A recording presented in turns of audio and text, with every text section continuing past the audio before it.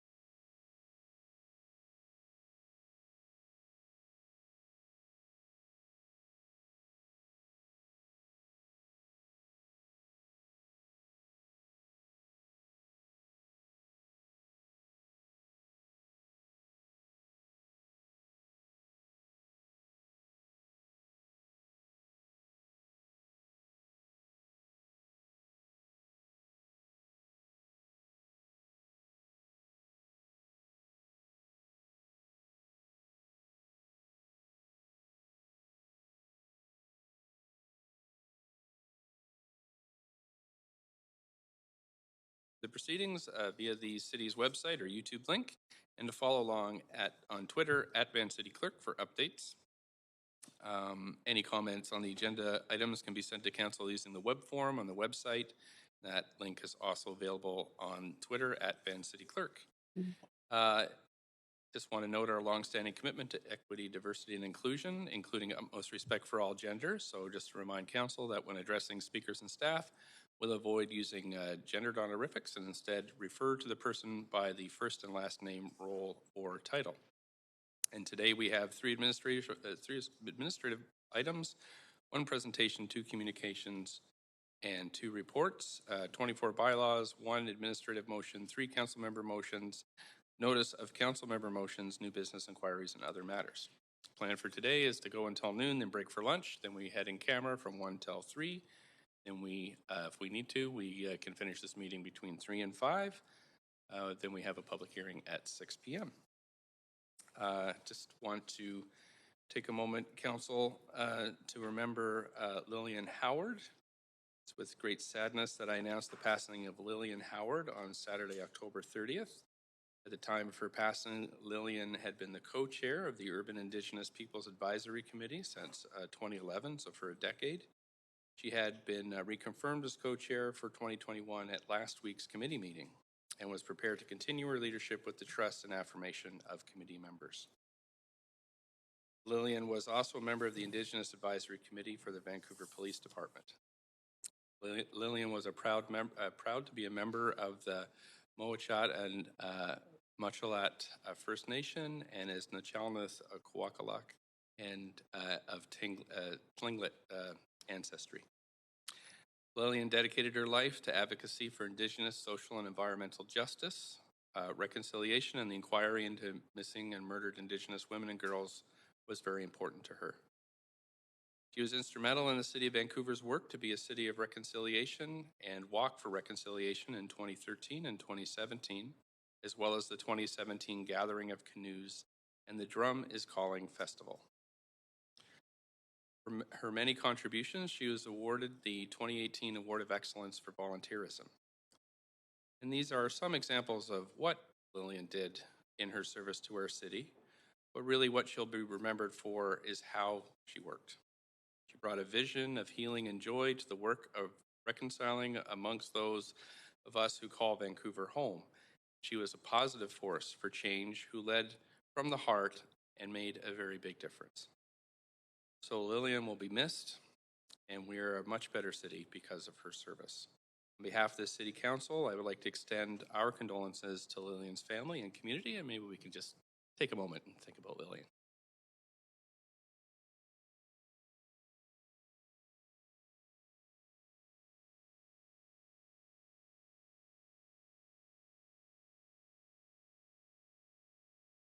Thanks, Council.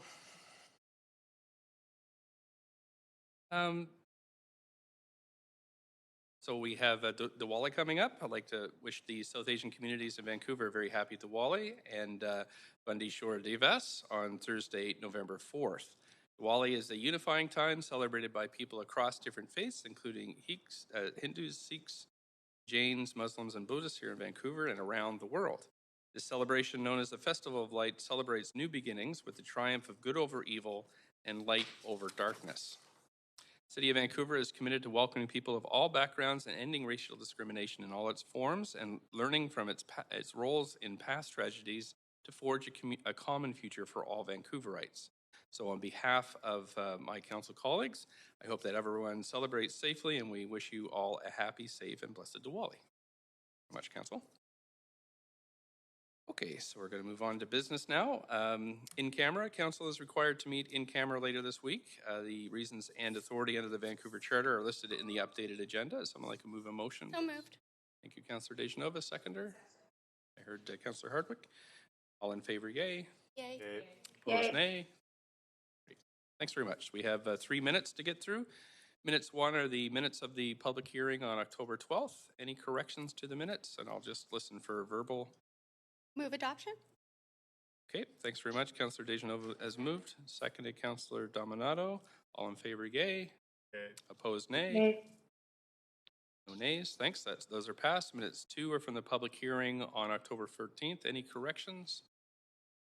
Don't hear any. We have a mover, please. Move. Councillor Hardwick. Kirby Young. Councillor Weber heard second. All in favor, yay. Yay. Opposed, nay. Great. Minutes 3 of the council meeting on October 19th. Any corrections? Have a Moved by mover. Kirby Young. Councillor Kirby Young moves. Seconder. Councillor Bly. Councillor Bly second. Thanks. All those in favor, yay. Yay. Opposed, nay. Those have passed. Okay, council, we're moving on to consent on the agenda. Council will now consider matters adopted on consent. We have communications 1 and 2 and reports 1 and 2 on the consent agenda. I'm just gonna, whoops, this over here. So please put yourself on the queue if you'd like to hold any of these items. And I've got Councillor Dominato up first. Go ahead, Councillor Dominato. Thanks, Mayor. I'd like to hold report 2 for questions. Report 2, Or, sorry, report 1, I think. report 1. Report 1, 2022 fee increases. Okay. Councillor DeGenova? I was also on to hold report 1. Okay, that's fine, thank you. Okay, so we've held report 1. We have communications 1, 2, and report 2 on the consent agenda, and I'll just read those for you. Communication 1 is the changes to the 2022 council meeting schedule. Communications 2 is the deputy mayor and roster of councilors to represent council 2022. And report number 2 is the 545 East Cordova grant agreement between the City of Vancouver and Lookout Housing and Health Society. Anybody wish to declare a conflict of interest on any of these matters? Don't hear anybody? Great, so can we have a mover to adopt these on consent? Thank you. I'll move. Councillor Bly. I heard Councillor Hardwick, and then I heard Councillor Bly second. All in favor, yay. Opposed, nay. Those have passed. That's communication 1 and 2, and report 2 have passed. Thanks very much. Okay, so we have one presentation today. This presentation is the 2022 budget tax scenarios and options. We have Patrice Impey, the General Manager of Finance, Risk, and Supply Chain Management, to present the item in chambers here. And then we can follow up with questions. There's no recommendations in this report at this point, as of course you know we have a special council meeting and a whole bunch of other meetings to talk about this. So, Great. Thank you, Mayor and Council, and it's our pleasure to be here today to provide you with an update on the 2022 budget. Today's presentation will focus on Council's direction to bring you options for property tax increases in the 2022 budget up to 5%. And as you know, 2021 was certainly an uncertain year for us, and the city leadership team and staff have worked very hard to really understand our revenues, our costs through the year as we responded to COVID-19 restriction changes, which obviously impacted both our operations but also our financial position. So in preparing these options for you, staff have considered the impacts of the pandemic, which we expect to continue to impact our financials in 2022, and that's both revenues and expenses. So you'll see that reflected in the presentation today. We have prepared these scenarios to balance revenue and expenditures for our tax-supported services. Given the higher than normal cost increases, this has been a challenge, and you will see here some of those challenges and what that means for our operations and our financials and the key elements there.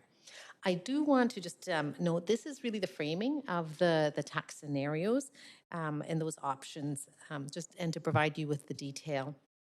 And there is a final version that will come to you of the details behind those options, and that gives you the chance to consider going into 2022 your priorities and your preferences as far as balancing the budget.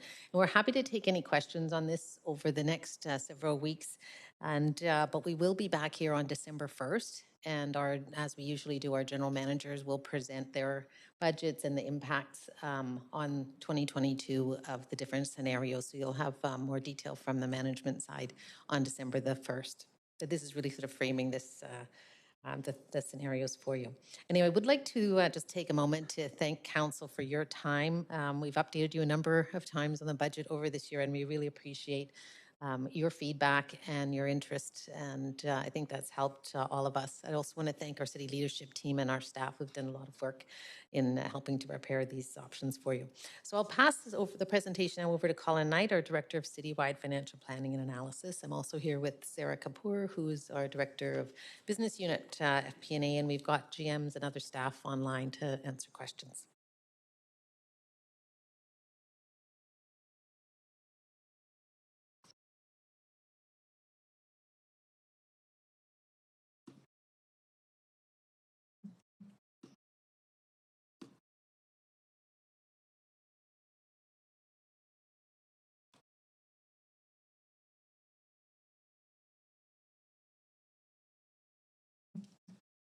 Thank you, Colin Knight, Director of Citywide Financial Planning and Analysis.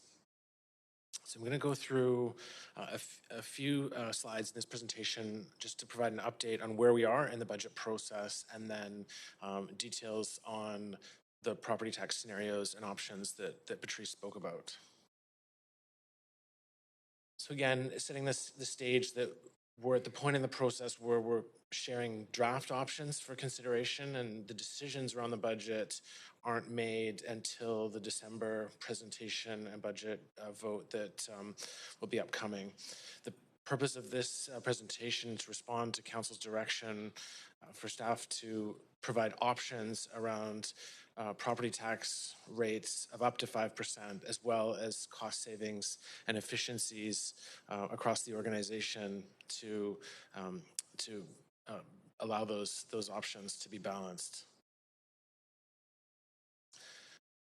So the next steps, later in November, the draft 2022 budget and supporting information will be shared with Council and the public, and then on December 1st and December 7th, there will be a budget presentation and the opportunity for speakers and budget vote on December 7th. So some of the key points around where we're at in the budget: staff have developed options that we'll go through today, and those options are for property tax increases at the 3%, 4%, and 5% levels. And as part of that, we will highlight the ways that we're delivering on Council's priorities within these existing budget amounts, as well as the savings and efficiencies that staff have identified to balance this. I'd like to emphasize that this year is a challenging year, both because of the continued impacts of COVID, as well as a number of cost increases that are larger than we would typically see, including collective agreement increases that for 2 years versus 1. And so what that means is that in order to get to even the 5% budget option, as well as the 4% and 3%, staff have identified $45 million in budget mitigations, so savings, efficiencies, and deferrals of initiatives to get to the 5% option. And then for the 4% and the 3%, an even greater amount of budget savings and efficiencies and deferrals. Also, to emphasize that there is a significant amount of financial uncertainty that remains ahead of us. And so we are seeing a lot of positive news in terms of revenues coming back to pre-COVID levels as restrictions loosen and activities open up. However, there's still a lot of uncertainty around what 2021 and 2022 will look like, which makes it important to maintain balance in our general revenue stabilization reserve in case revenues don't return as expected. And I'll go through that in this presentation. But wanted to provide just a brief update on the 2021 initiatives that Council approved as part of the last budget to address priority needs. And the general message here is that the majority of those are on track to deliver the outcomes expected.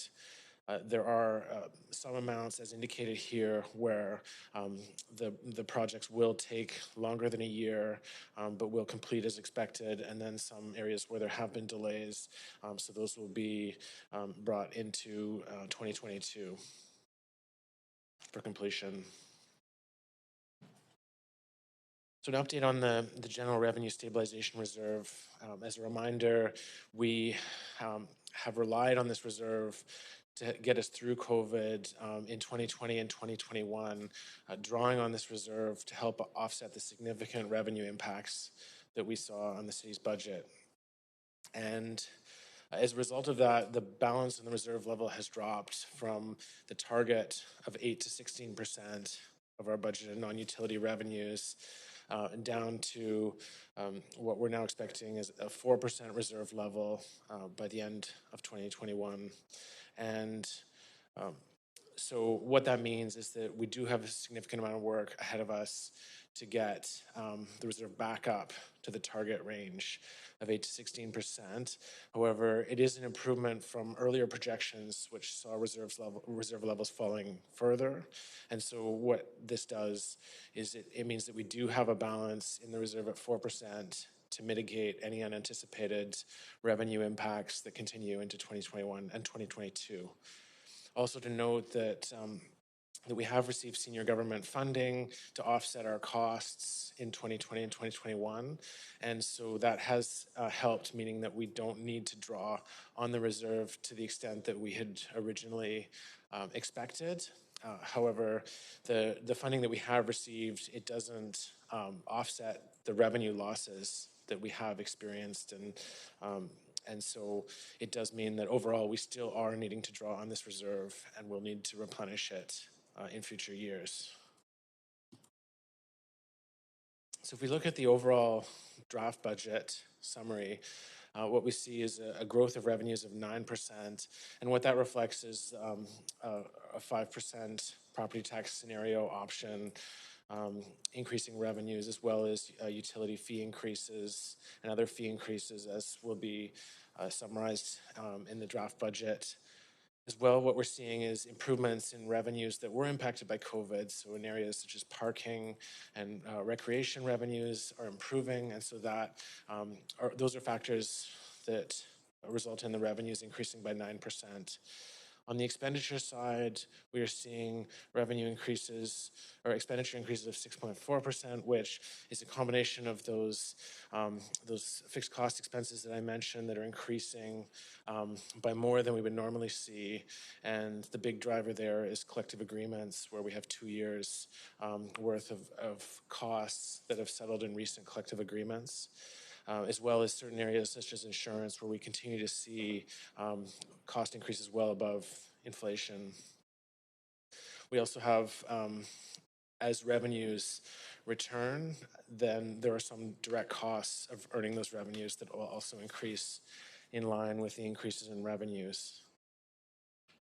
Just to note as well is that on the expenditure side, that there is savings included in this scenario, including vacancy savings across the organization in the 0.5 to 2% range to balance at 5%. And I'll provide more detail on that. And then in the transfer, as I noted, in the 2021 budget, we're expecting to draw $57 million from the stabilization reserve to balance the budget. And for 2022, we are not assuming a draw on the stabilization reserve to offset property taxes.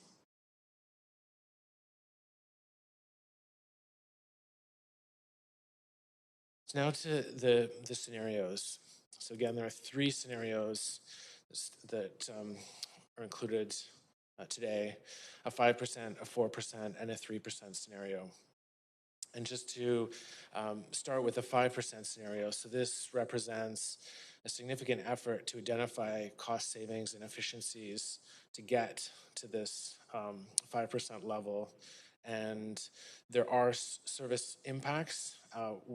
In identifying the options, staff have looked to minimize public-facing service impacts where possible, but there are some impacts that will be resulting from this, and more detail on those is included in this presentation and in the supporting materials available online. We are expecting to hold vacancy savings across the organization, as we have done over the past 2 years, as well as deferral of some projects as per the capital plan recalibration, and then cover the fixed cost increases and critical risk and service gap items.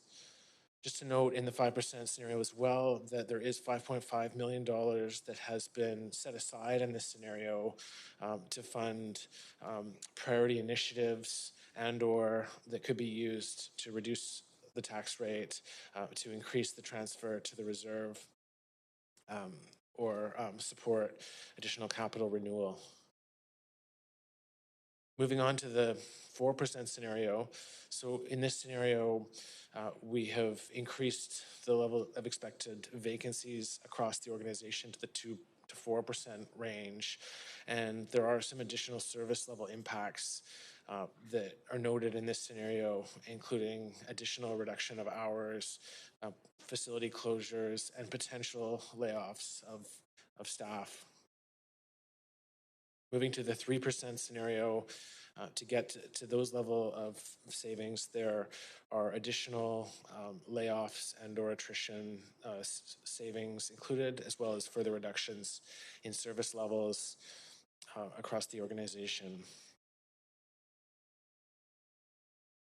In addition to the scenarios, we provided options where staff have identified potential funding, initiative funding needs to support council priorities and council motions, as well as address service gaps through filling outstanding vacancies. And so this information will be shared in the materials, both in this presentation and online.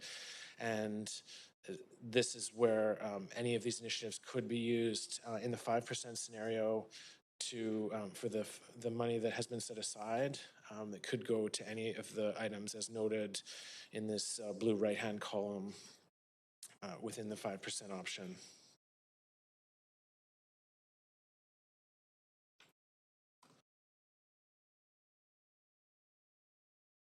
This information here just provides the context for when we talk about a 5% and a 4% and a 3% tax increase scenario. This is what it translates into in terms of median household additional dollars per year on the city portion of a tax bill. And so you can see that for a median strata, you can see that for a median strata, you can see $57 per year in the 5% scenario would be the additional cost on the city tax bill portion. And you can see the other amounts for single family and commercial. So a few notes on the 5% scenario. So again, holding vacancies at the 0.5 to 2% level and identifying $45 million in savings, deferrals, and efficiencies to balance the budget.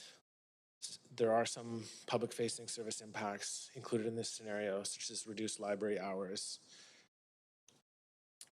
And to emphasize the point that because of the cost increases that we've experienced, that a status quo budget that doesn't include new investments and doesn't include reductions in operating costs would require a much higher tax increase than a 5%.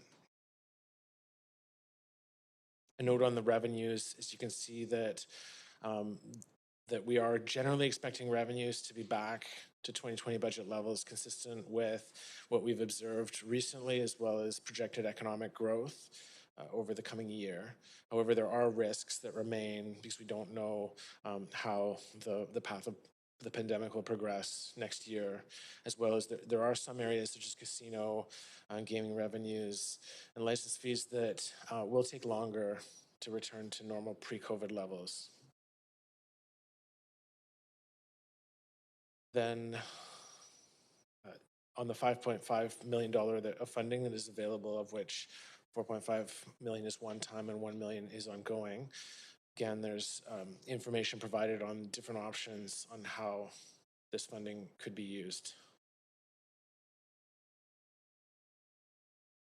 For the 4% scenario, to get to this level required additional reductions, and some of those reductions do involve service impacts and impacts on staff. Some of those ones have been highlighted here. So delays of hiring police officers and holding vacancies, service impacts in the fire department, including the removal of Medic 11 from service, and then reduction on funding towards the climate emergency.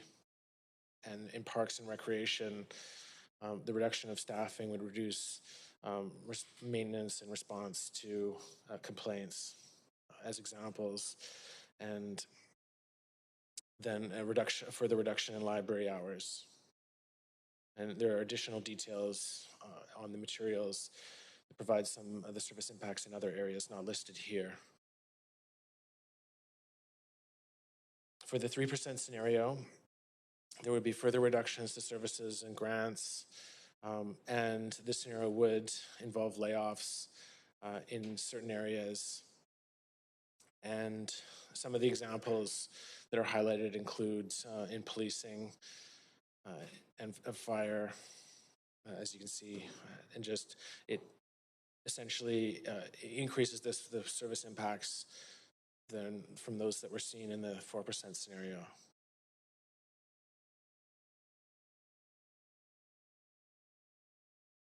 Some further information on the work that's been done to identify savings, efficiencies, and deferral of initiatives. So to get to the $45 million in savings needed to balance at a 5% option, that included $24 million in deferrals of initiatives, which include initiatives that were previously supported by council, such as the operational reviews for police and fire that have been deferred, as well as deferrals to reserve replenishment, continuing to hold vacancy savings and deferring investments, and then savings in capital as identified in the recalibrated capital plan, and then a variety of efficiencies and initiatives around continuous process improvement that help use our existing budget base more efficiently to achieve better outcomes and deliver on council's priorities. A note as well around the police board budget appeal, which is currently in progress for the 2021 budget. And based on that, that represents a risk depending on the outcome of that review, which could impact the 2022 budget. Also to note around the Metro Vancouver utility charges that based on expectations of the need for infrastructure renewal in our regional utilities, we're projecting significant fee increases in the utilities area in 2023 and beyond. And then lastly, just to highlight that in getting to the 5%, 4%, and 3% scenarios, there are some challenges around holding the vacancies to achieve these savings.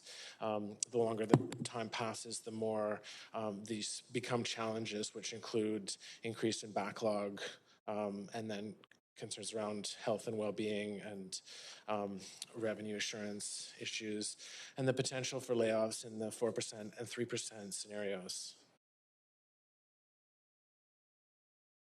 And I'll just show some of the examples of the ongoing transformation projects that both help to realize hard dollar savings to help balance the budget as well as improve outcomes.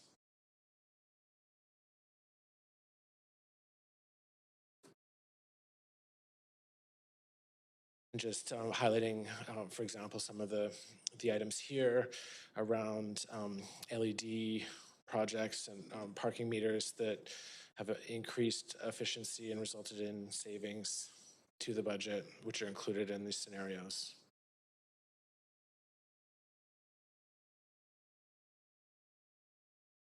We're happy to provide additional detail on these initiatives should council wish.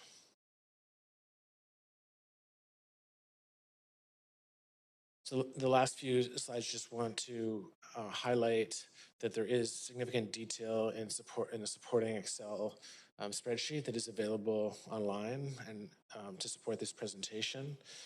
And so this reflects the specific initiatives that are included as part of the 5% scenario, and then the 4% and the 3% scenarios. The information also includes a list of initiatives which are not included in any of the scenarios, but which council could use some of the $5.5 million that has been set aside to fund those initiatives or some of those initiatives. And then there's supporting information around the 2020 budget, departmental year-over-year growth, and then a list of actions within existing budgets that support council priorities, and an update on new council motions.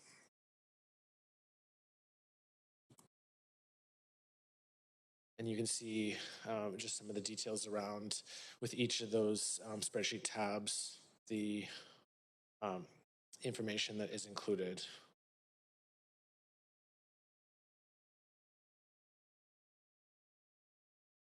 And here, just highlighting some of the council priority areas that are reflected on the list of initiatives not included in the 5% option, but which council could consider adding.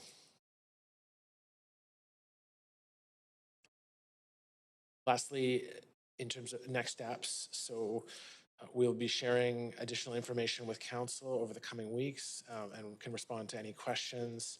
And then more detailed budget materials will be published later in November.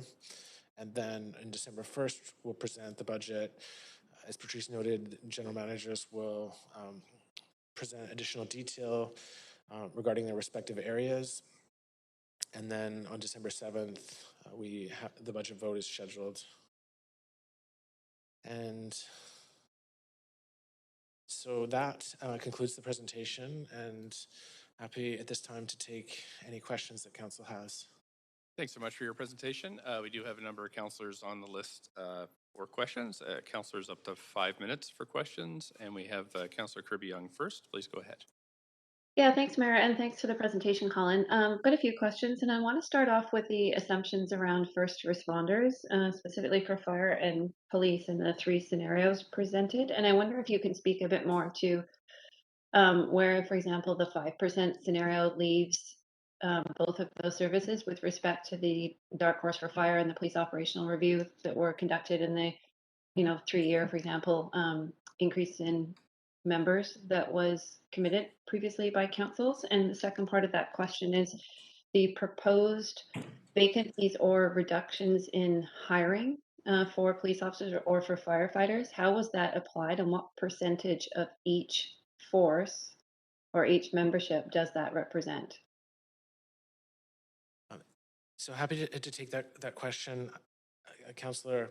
So on the first point, so the 5% scenario just assumes that both the police and fire operational review and new staffing will be deferred for future years. So it does not include any growth in the police and fire staffing as originally contemplated in those reviews. And again, that reflects just the financial circumstances that we find ourselves in in 2021 and 22 coming out of COVID.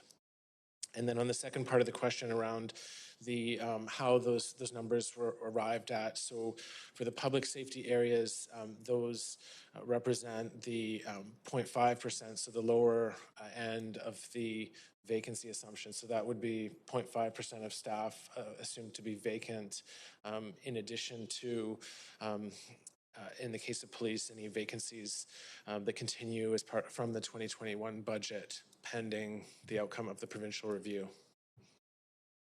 Okay, but following up on that, because I'm not just talking about the vacancies, I'm also talking about the lack of ability to hire or replace. So for example, it says police will have to reduce 34 officers in addition to the 51 officers already reduced in the 5% and 4% scenario. So are we going to have a net decrease in both police officers and in firefighters in the city of Vancouver? Yes, so the scenario for the 5% assumes that there will be an additional 0.5% vacancies, which is noted in the service impacts for police that would require additional staff vacancies. And then Colin, can I ask a question a different way? And if Yeah. staff have to come back with it, Sure. I would, can council get information back on the total number of sworn firefighters and sworn police officers for 2020, 2021, and projected for 2022 with these scenarios? Okay, Total yes. number of members. Yes, we can get that information to you. Okay, that would be great. The second question I want to switch gears onto, just for time, is around street cleaning and sanitation that we continue to hear is a growing demand in the city. And I saw that you noted that there was some one-time funding that council put towards that.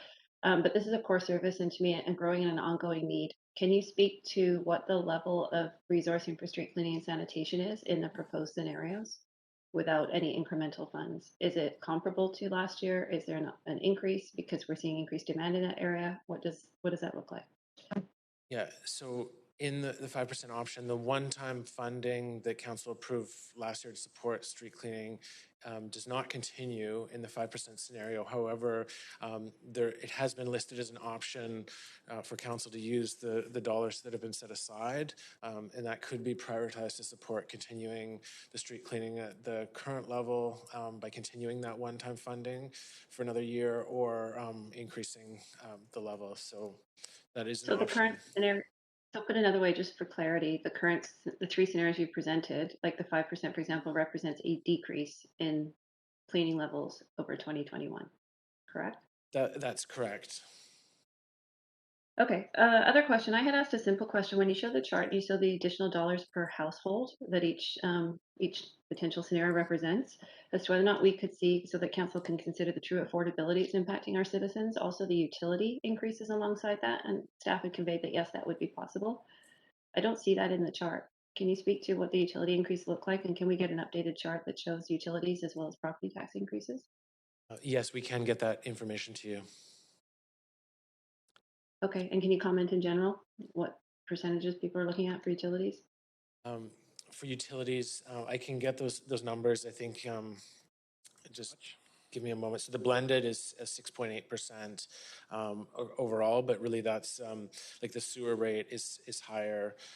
We're looking at approximately 12.5% for sewer, and then for water and solid waste, it would be lower than that. I think the driver for the higher amount for sewer represents both the Metro Vancouver costs that are increases that are being passed the city, as well as the renewal of the sewer infrastructure and sewer separation as per the capital plan.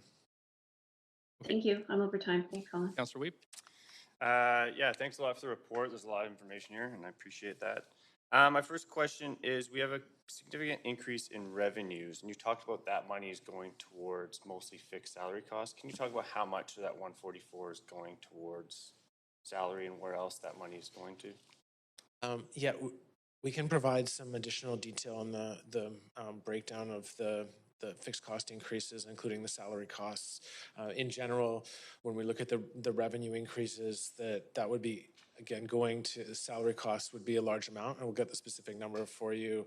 And then the direct costs of providing those services is another big factor. So, for example, in parks, where to generate those as the revenues go up, for example, because the Stanley Park train is open, there are additional costs that are related to earning that revenue that are also included. Yeah, it'd be great to have more specifics on that one. Okay. Second, I recognize that the supporting information really details every department. Are we as council going to have the opportunity to talk to GMs about how this priority was set and how some of these elements are put into not being included in the 5%? Because when I read the 5%, that's what's not included, I'm shocked. Like, it's everything we're looking for, right? It's helping opioid overdose crisis. It's helping climate emergency. It's things that we have told the public we're going to do, and now it looks like we're not doing. We have a report coming tomorrow about next phase of accessibility strategy, yet it's not funded. And so I'm really nervous about the commitments this council's made and them not being included in the 5%. So can you talk about how these numbers, because they're public now, so how each one of the GMs came up with the items included in the not prioritized of the 5%, and is there an opportunity for council to talk to the GMs about how these were come as the options best preferred? So yes, there will be an opportunity. So there are GMs online to respond to questions in this presentation. We can take questions over email on certain details. And then, as Patrice noted before, on the December 1st council, there'll also be an opportunity with the GMs presenting and providing some additional detail.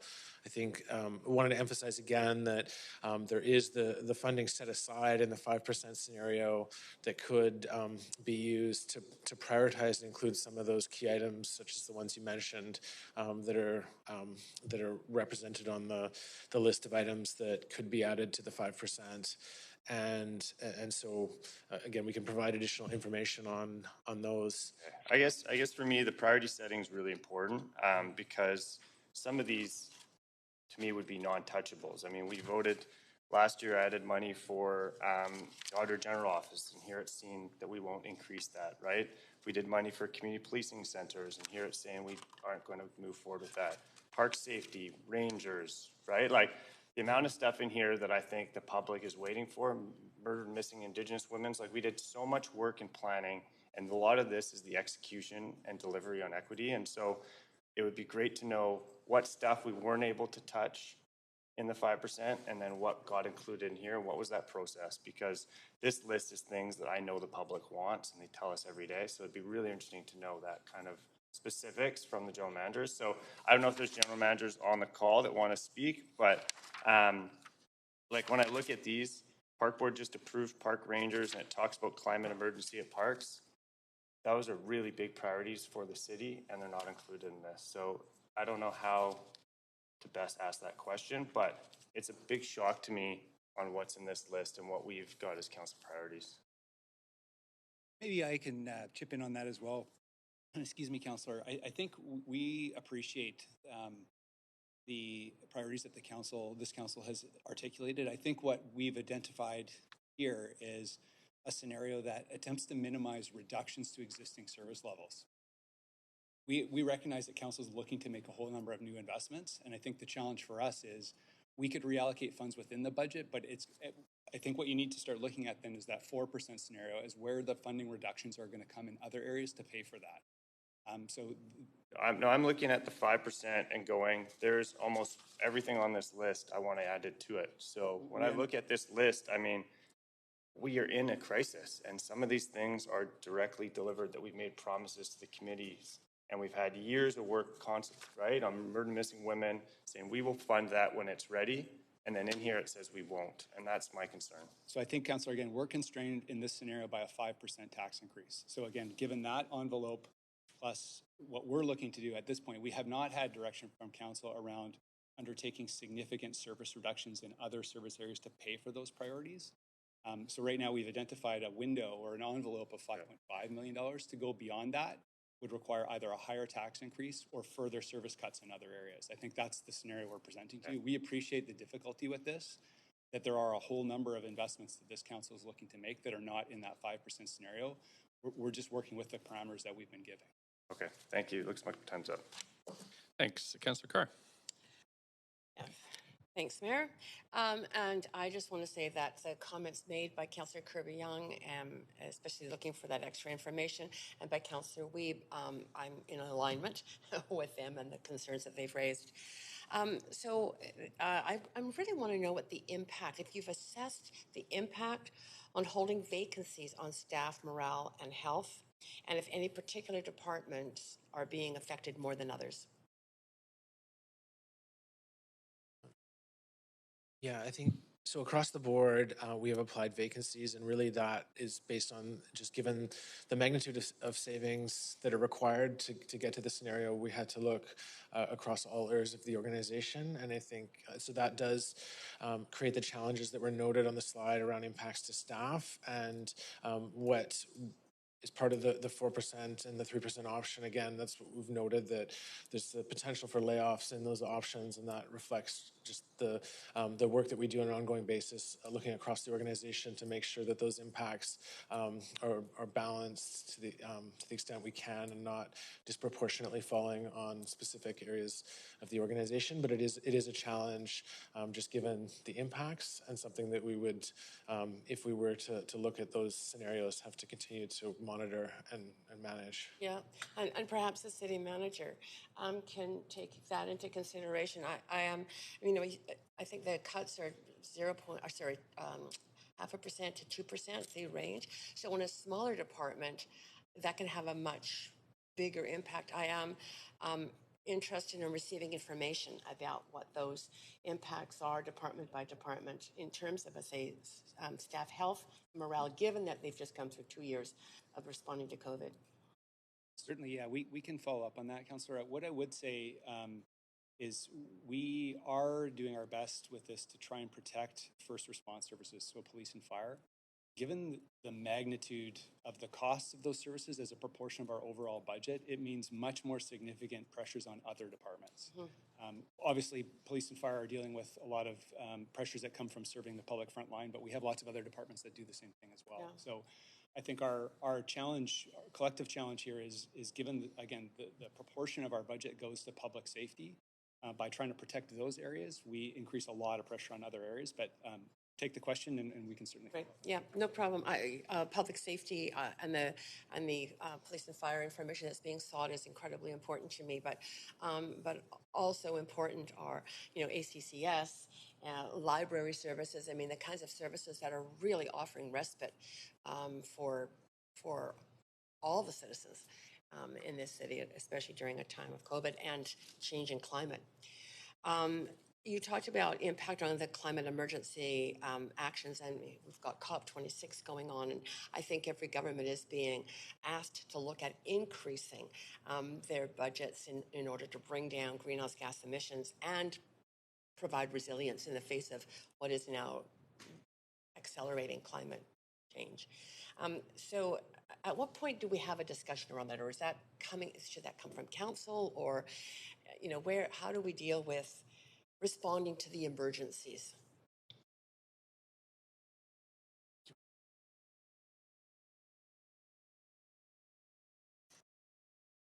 Yeah, I'll take that one, Councillor. In our budget, and if you recall, last year we did highlight at the beginning of the budget the investments that were going into the main council priority areas, so housing, climate, social issues. And so, for instance, in the 2021 budget, there was $99 million of investment by the City of Vancouver in climate change. So we have been investing along, and this council has approved other increases in climate. So about 55 million of that was capital and 44 million were operating. So we have identified, and similarly for housing, and we can share that information with council again on the council priorities where the city has invested in some ways, because it was previous years, it's embedded in our capital plan, or it's embedded in our operating budgets now. So I'd be happy to circulate that so you can see where we have contributed on these priorities. Yes. Very helpful, Ms. Amy. Yeah. Thank you. Appreciate that. And I think I maybe have time for one very fast one. You talked about the increase in backlogs within departments. What examples of the services or the work that might be affected the most by that? Just 5 seconds. Sorry. So I think some of the areas where backlogs are prominent, so in the permitting area, we've been working through that, and there's additional detail in the report later today on the work to support that. And then there are other areas around things like street cuts and fire inspections and things where we have observed a growing backlog as a result of the vacancies that we've held throughout COVID. Appreciate that. Thank you. Thank you, Mayor. Councillor Hardwick.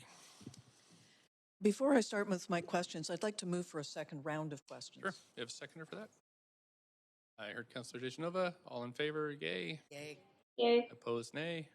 Great. Second round. Go ahead, Councillor Hardwick.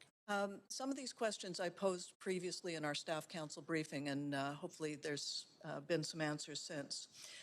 What is the status of the liability insurance reserve, and is there room to eliminate or defer a premium payment for 2022?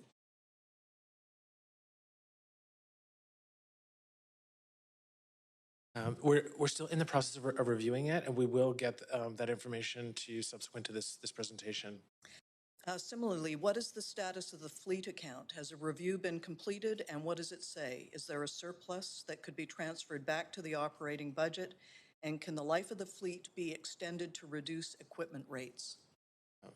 So, currently we have reviewed the needs around the renewal of the fleet. The fleet vehicles already the age of the fleet is at the higher end.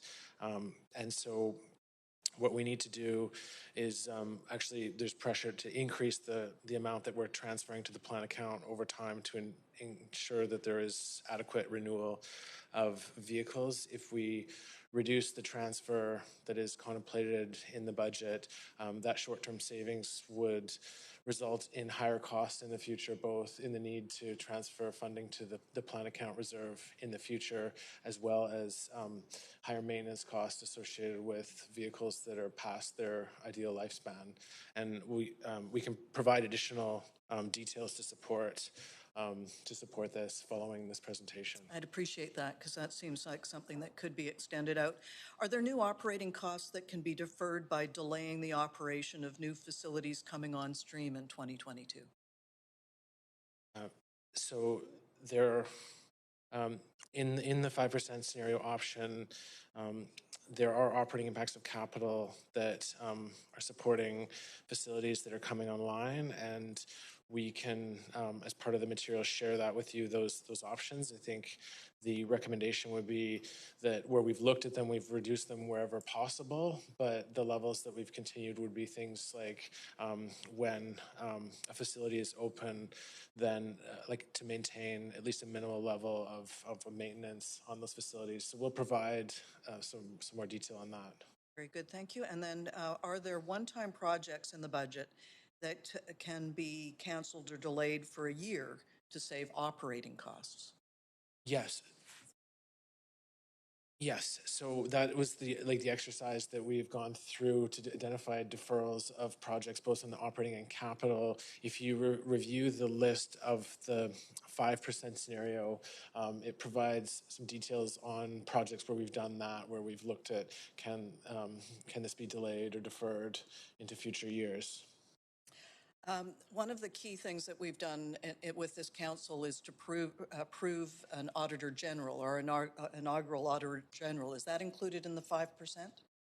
So currently that is reflected on the list of the items that could be added to the 5% scenario from the funding that is set aside, and that reflects the process for the Auditor General being different from the rest of the city because of the independence of the auditor, that they will follow a process of getting budget approval from council, and then based on council's decision around the funding that gets approved, that would then Have you considered that the Auditor General's role is in part return on investment, so that every dollar spent would return $10 in savings?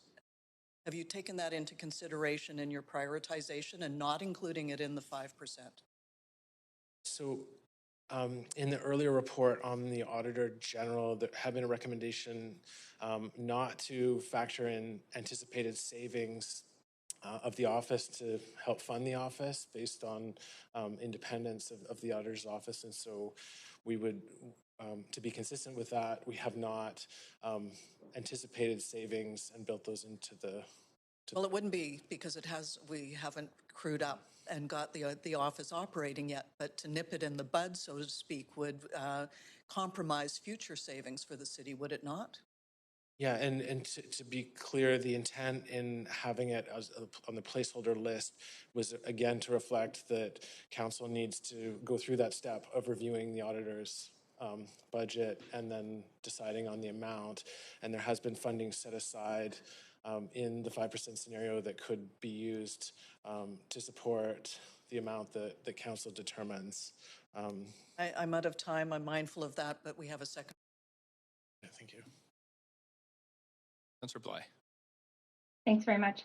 I'll just follow on from Councillor Hardwick's line of questions around the Auditor General funding, and can you just refresh what is that total amount, Colin, in terms of sort of an amount of money that's been set aside for council to determine what will be funded based on priority?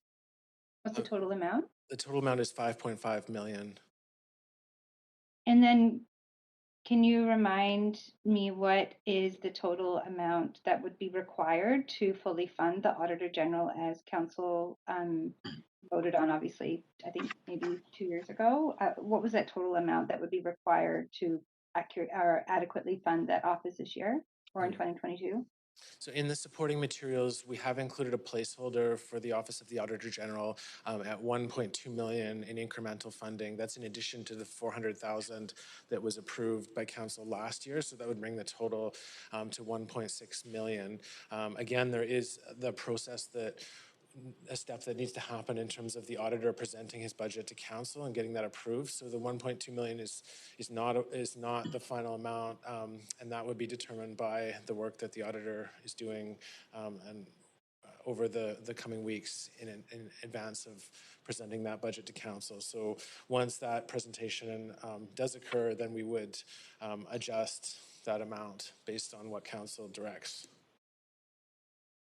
Okay, that's helpful. When are we going to see that presentation by the Auditor General? Do we have a, sometime in November, obviously ahead of the final budget decision? Do we know when that's coming to council?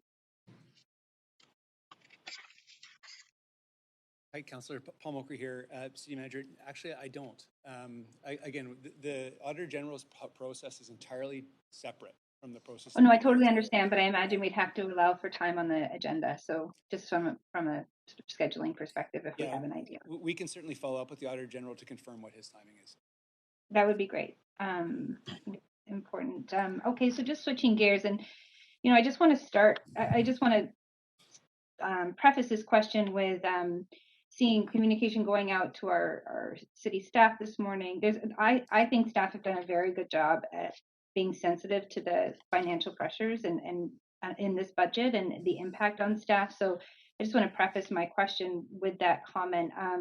So I'm curious how staff, what was staff's approach, and I'm assuming GMs of each department played the key role in this, but what was the approach in setting the priorities that are before us?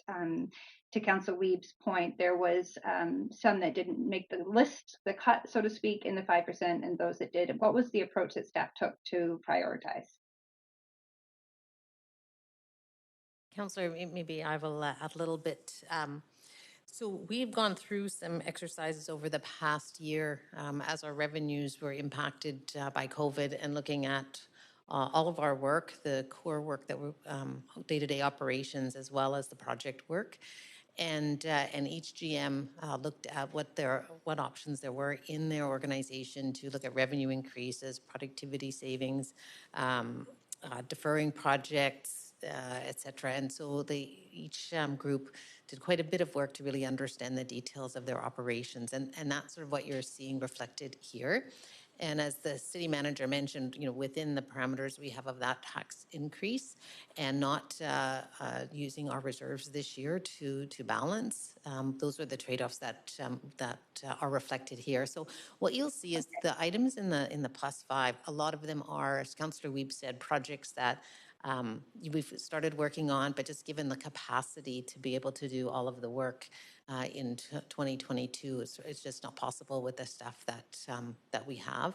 And so those are the ones that have been reflected there. Those council can trade those off with savings that are in the 4%, sort of identifies that would be the next level of savings that council would suggest. Yeah. Okay, great. Thank you. I only have 30 seconds, and I wanted to just ask a question regarding permitting and service impacts, and the fact that we're borrowing $10.5 million from reserves to support permitting. Can we be certain that there isn't going to be a service impact in that particular department, licensing, permitting particularly, with this budget? So I might, I want to add one point just around that we do have funding set aside in the reserve for permit work to be completed. And so when we talk about the use of the $10.5 million for supporting the permitting stream, it would be coming from that money that is set aside for that purpose. And in terms of the specific service impacts to the department, I think, so just a quick point around that we're not assuming vacancies to be held in those permit-related areas for the purposes of making sure that there is the ability to progress on the transformation objectives. Thanks very much. I'm going to move Okay, to thank you. I'm going to move to the next councillor, but before I do, everybody's leaked over a little bit in their time, so I will now ask you not to ask a question if you have less than 15 seconds left in your timing, and over to Councillor Swanson. Yeah, thanks. The first question is, what is the date that we'll hear speakers to the budget? Is that December 7th? So December 1st, the speakers would speak, and then as we experienced last year, if there's if needed, then that could continue on to future days, depending on the number of speakers. So they start on December 1st? Yes, that's correct. Okay. What would be the process for reconsidering the 5% limit? What would council have to do? Would that be a reconsideration motion that would have to be moved by someone who voted for it last time? Question for the clerks, I think. Council, that motion was for staff to bring back these options, which we have now done. And we will then, on December 1st, you'll see a budget report like we would normally do that has some recommendations from staff. And then council can choose to make amendments to that and increase, you know, the tax increase, reduce it, adjust budgets of the different departments. So that all can happen on the 1st. But yep. Does that answer your question? Councillor Swanson, you okay? Okay, so we don't need to change the process at all. All we need to do is throw more dough into the budget. Thanks, Is that what Councillor you're Swanson? saying? That's right. So we thanks. don't. Go ahead. Can you hear me? That's correct. We don't need to change the process. You can provide that those amendments when we present the budget report recommendations.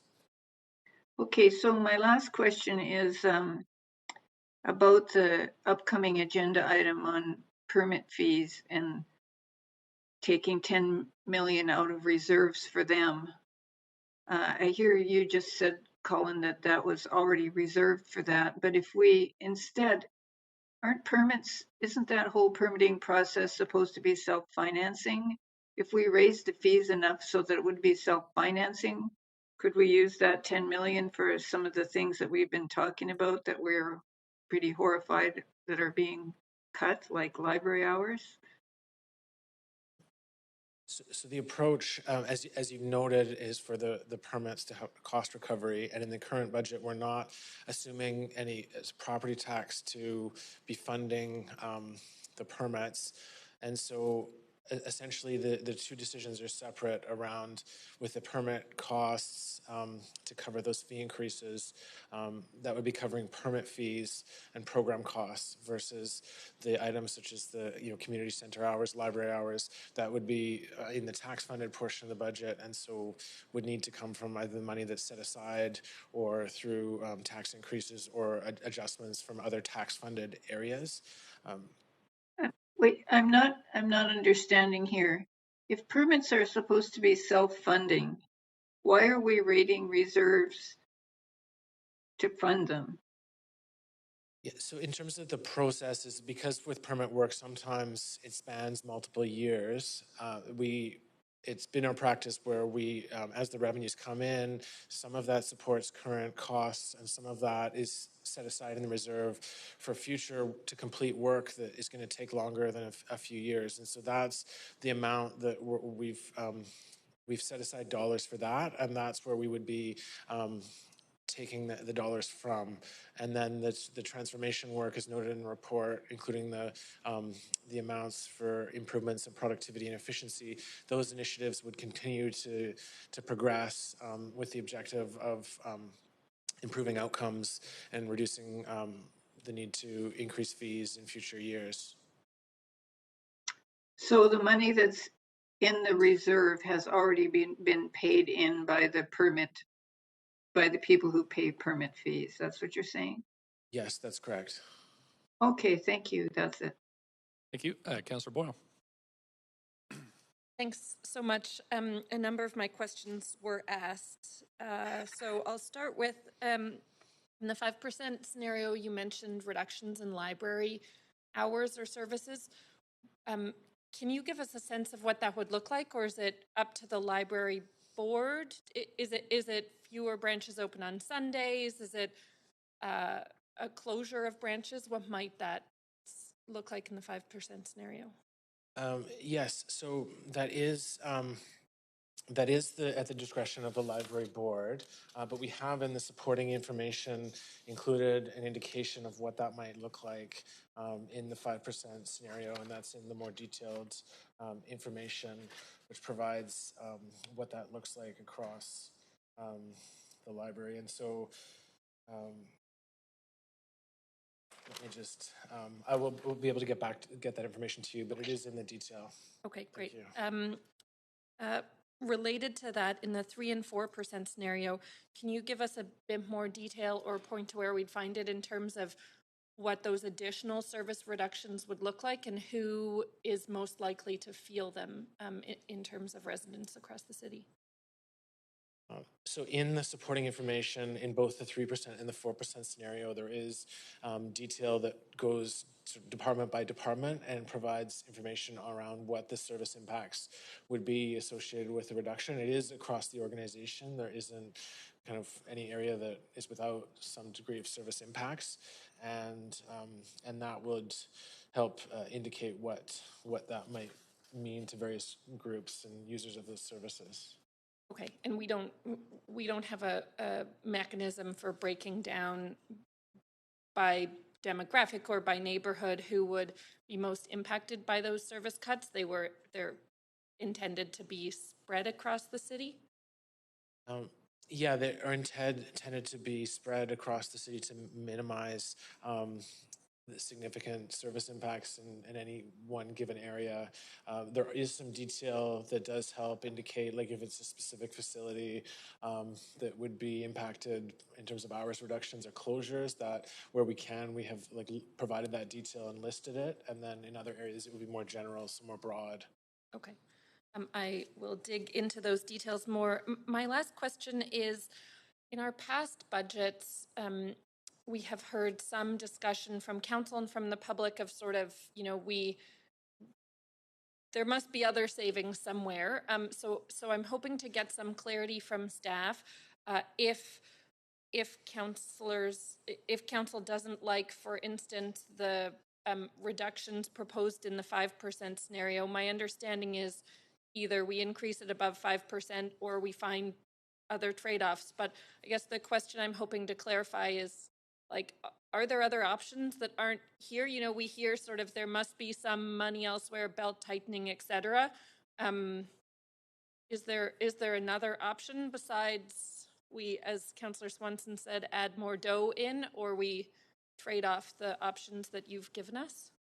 Yeah, I think the information that is reflected here represents like a several-month process with the organization and the GMs to look for all those savings and efficiency options. I think there are options that might take longer, and they don't help the immediate budget, but could help the longer term, and we can provide information on those. But in general, this work represents the assessment of the service impacts, and so the options are like essentially looking at we can take direction from council if there's areas where the service impact the service level could be lowered and the impact is okay, then it isn't necessarily a one like take everything or nothing. You could look at different areas and provide the direction around specific ones where you'd want the service level increased or corresponding areas to lower the service impact level. Okay. I have questions also on provincial cost downloading and municipal finance reform, and I'm just going to do a second round on them rather than try to get you to answer them in 15 seconds. So thank you for that. Thank you. Councillor Fry. Yeah, thanks.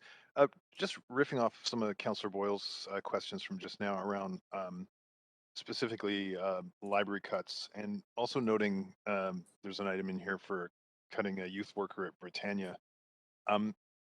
Do we kind of contextualize and consider what these impacts might look like downstream? For instance, cutting those kind of services results in more street homelessness or petty crime or vandalism or, police incidences, those kind of things? Do we have a reckoning of that?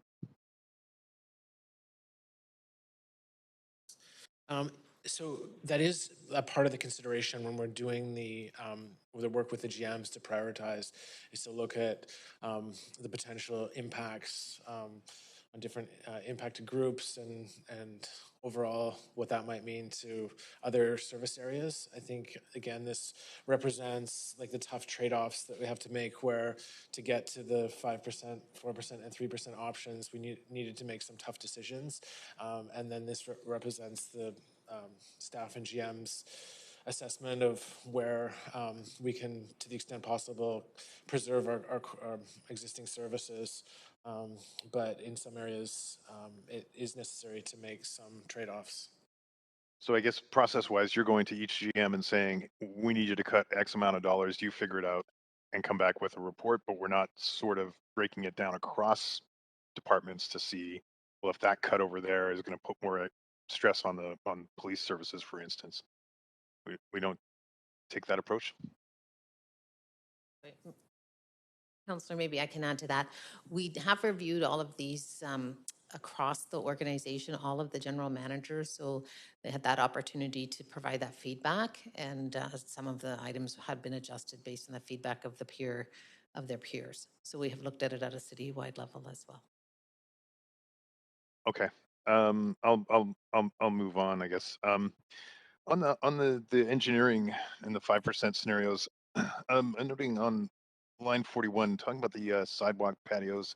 Am I reading that right? $500,000 to support the patio programs from temporary to permanent. I was of the impression these were going to start to be self-funding.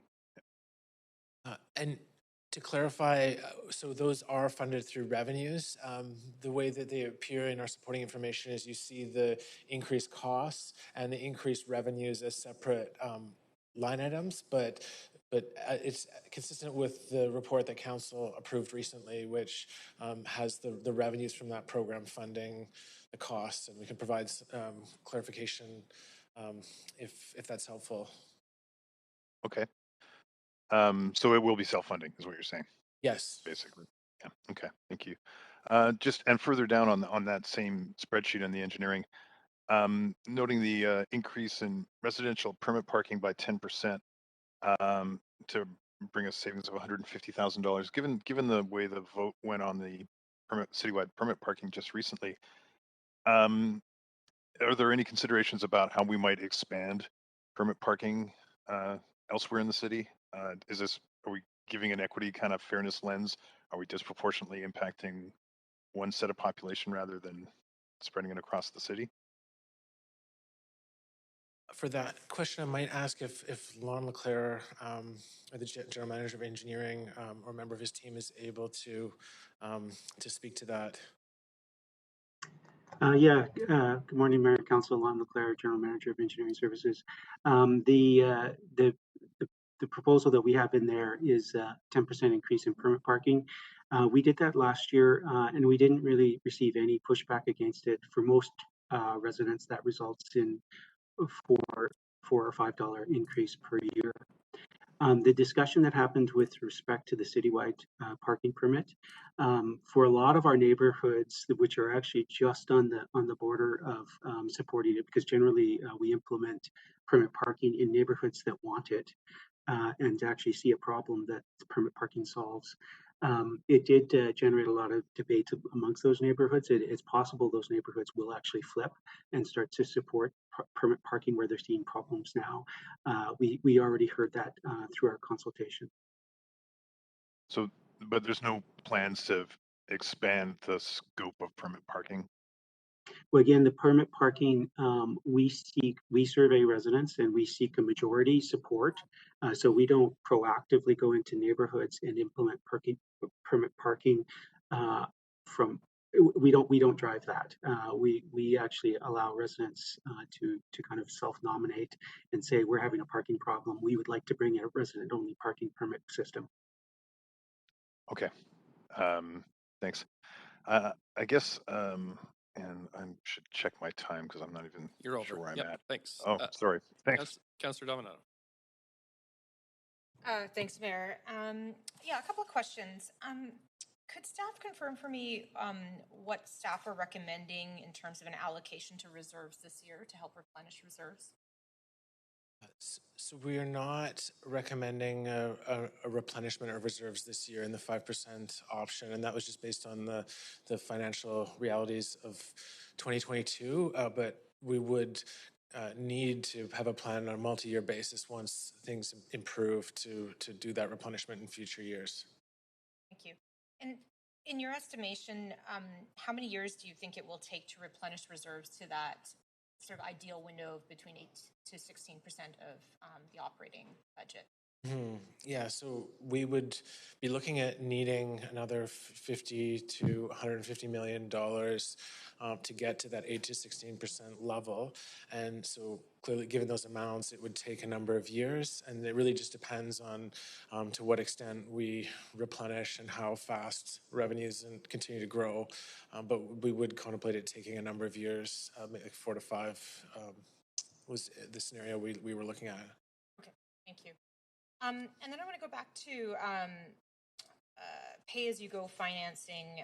Metro Vancouver recently made the decision to reduce its transfers from operating to capital that typically supports pay-as-you-go for capital projects. And I'm curious if you could comment on, is that contemplated in the draft budget?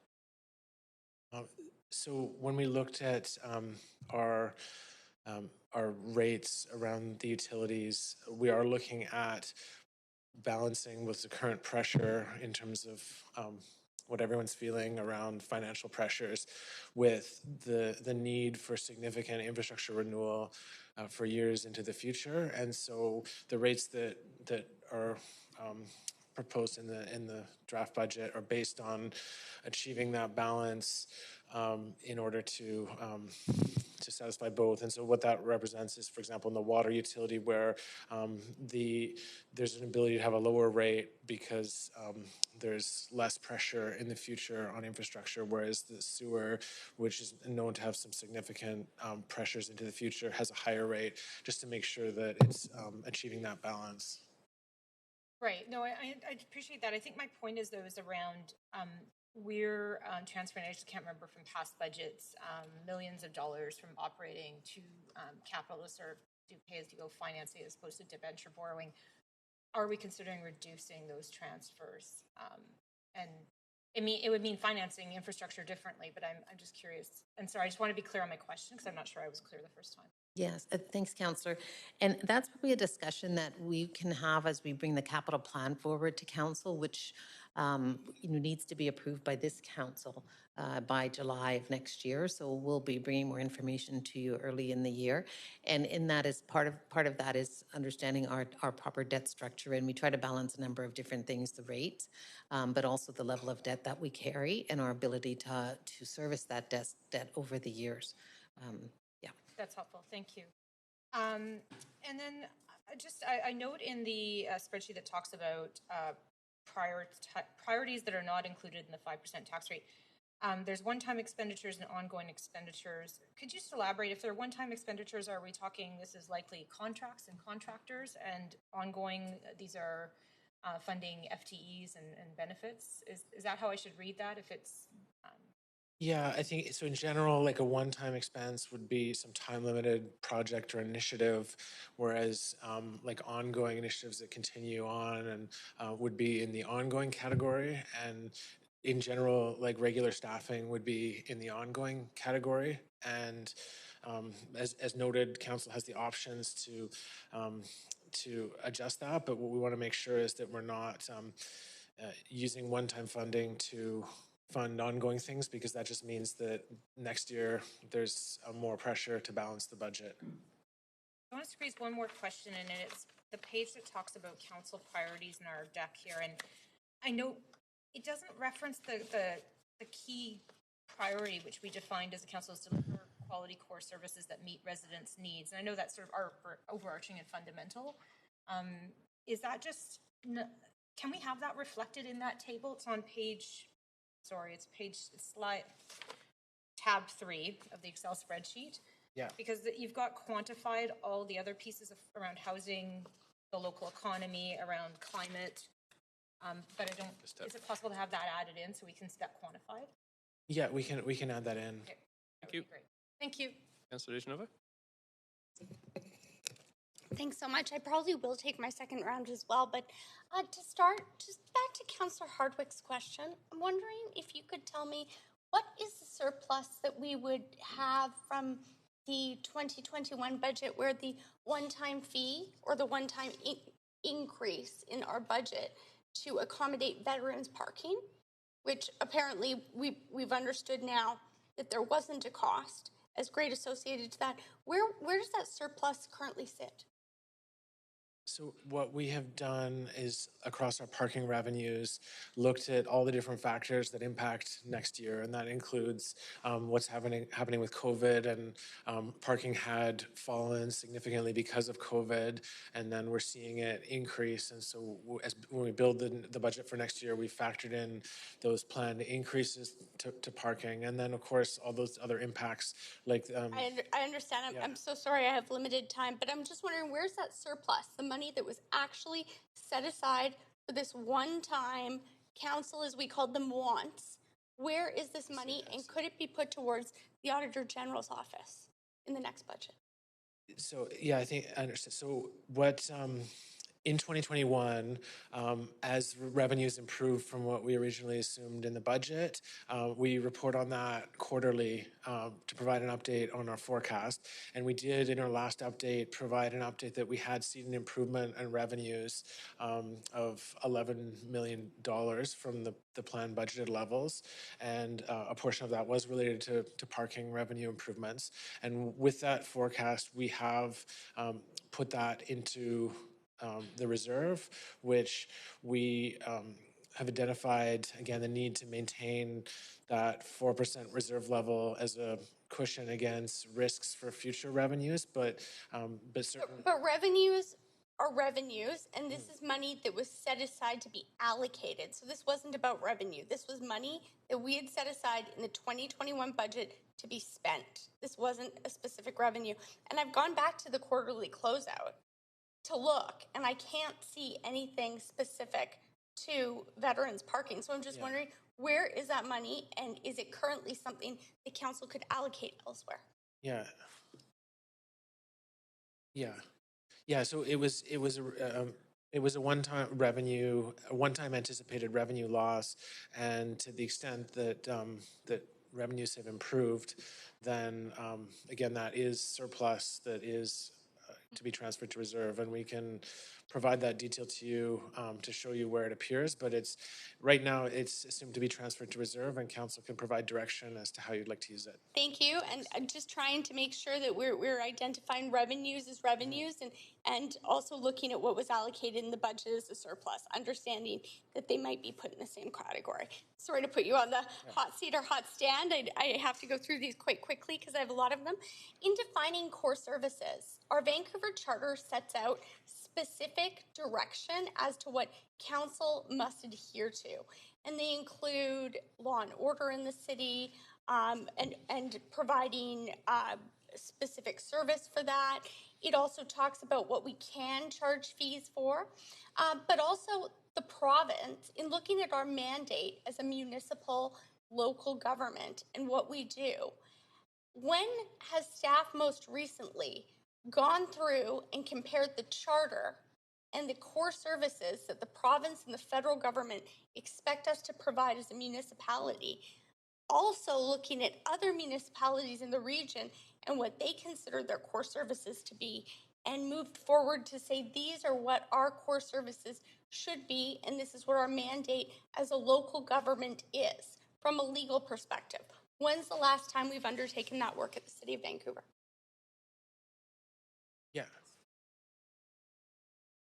Just to highlight two aspects. So one is that we did provide some analysis and a memo to council earlier this year to provide some detail on that question, and so that information is available.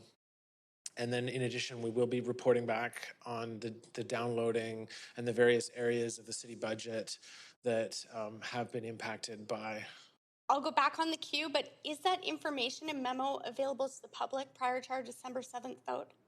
I'll need to get back to you on that. Thank you very much.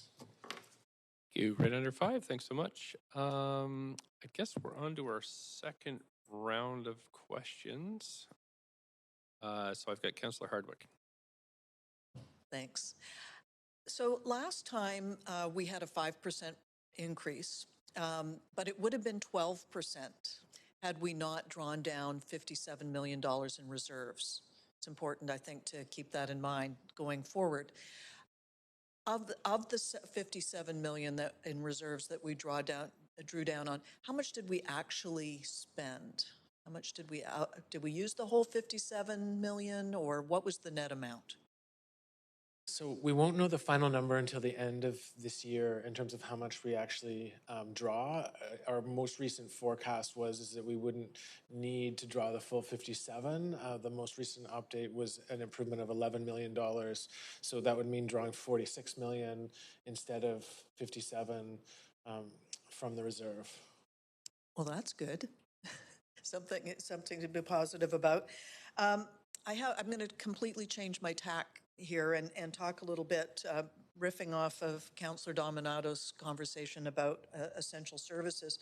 One of our essential services, of course, is our police force. So can you tell us what it's going to cost to, since we know that violent crime has increased and public safety challenged, particularly over this last year, what are the impacts and costs associated with adding new officers? Have you analyzed that area in particular?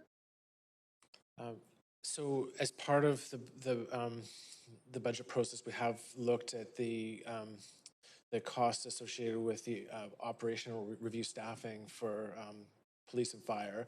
And in the supporting information, there is details around, like, should council wish to direct that we proceed with the operational review, staffing increases, this is the cost amount that would need to be added to the budget.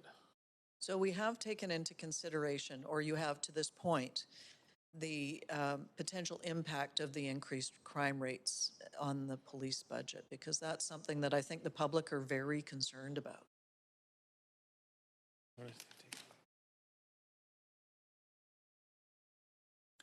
Thanks, Councillor. The police will summarize their budget. They're doing that work now, and they will send to council their recommended budget. This is our staff, the options that we're showing you, given that police and fire are more than half of the tax-supported budget. In order for us to come in at 5%, we did look at a 0.5% reduction, as Colin had said, in those two public safety areas, so much less than the other areas. But to come in at 5%, that's the contribution minimum from the public safety. So the police will also bring their recommendation back to council, usually in November, for the end of the month. Okay, thank you very much. Thank you. Councillor Carr. Great, thanks, Mayor. I'm going to continue on the line that Councillor Hardwick started around core services and public safety services, especially.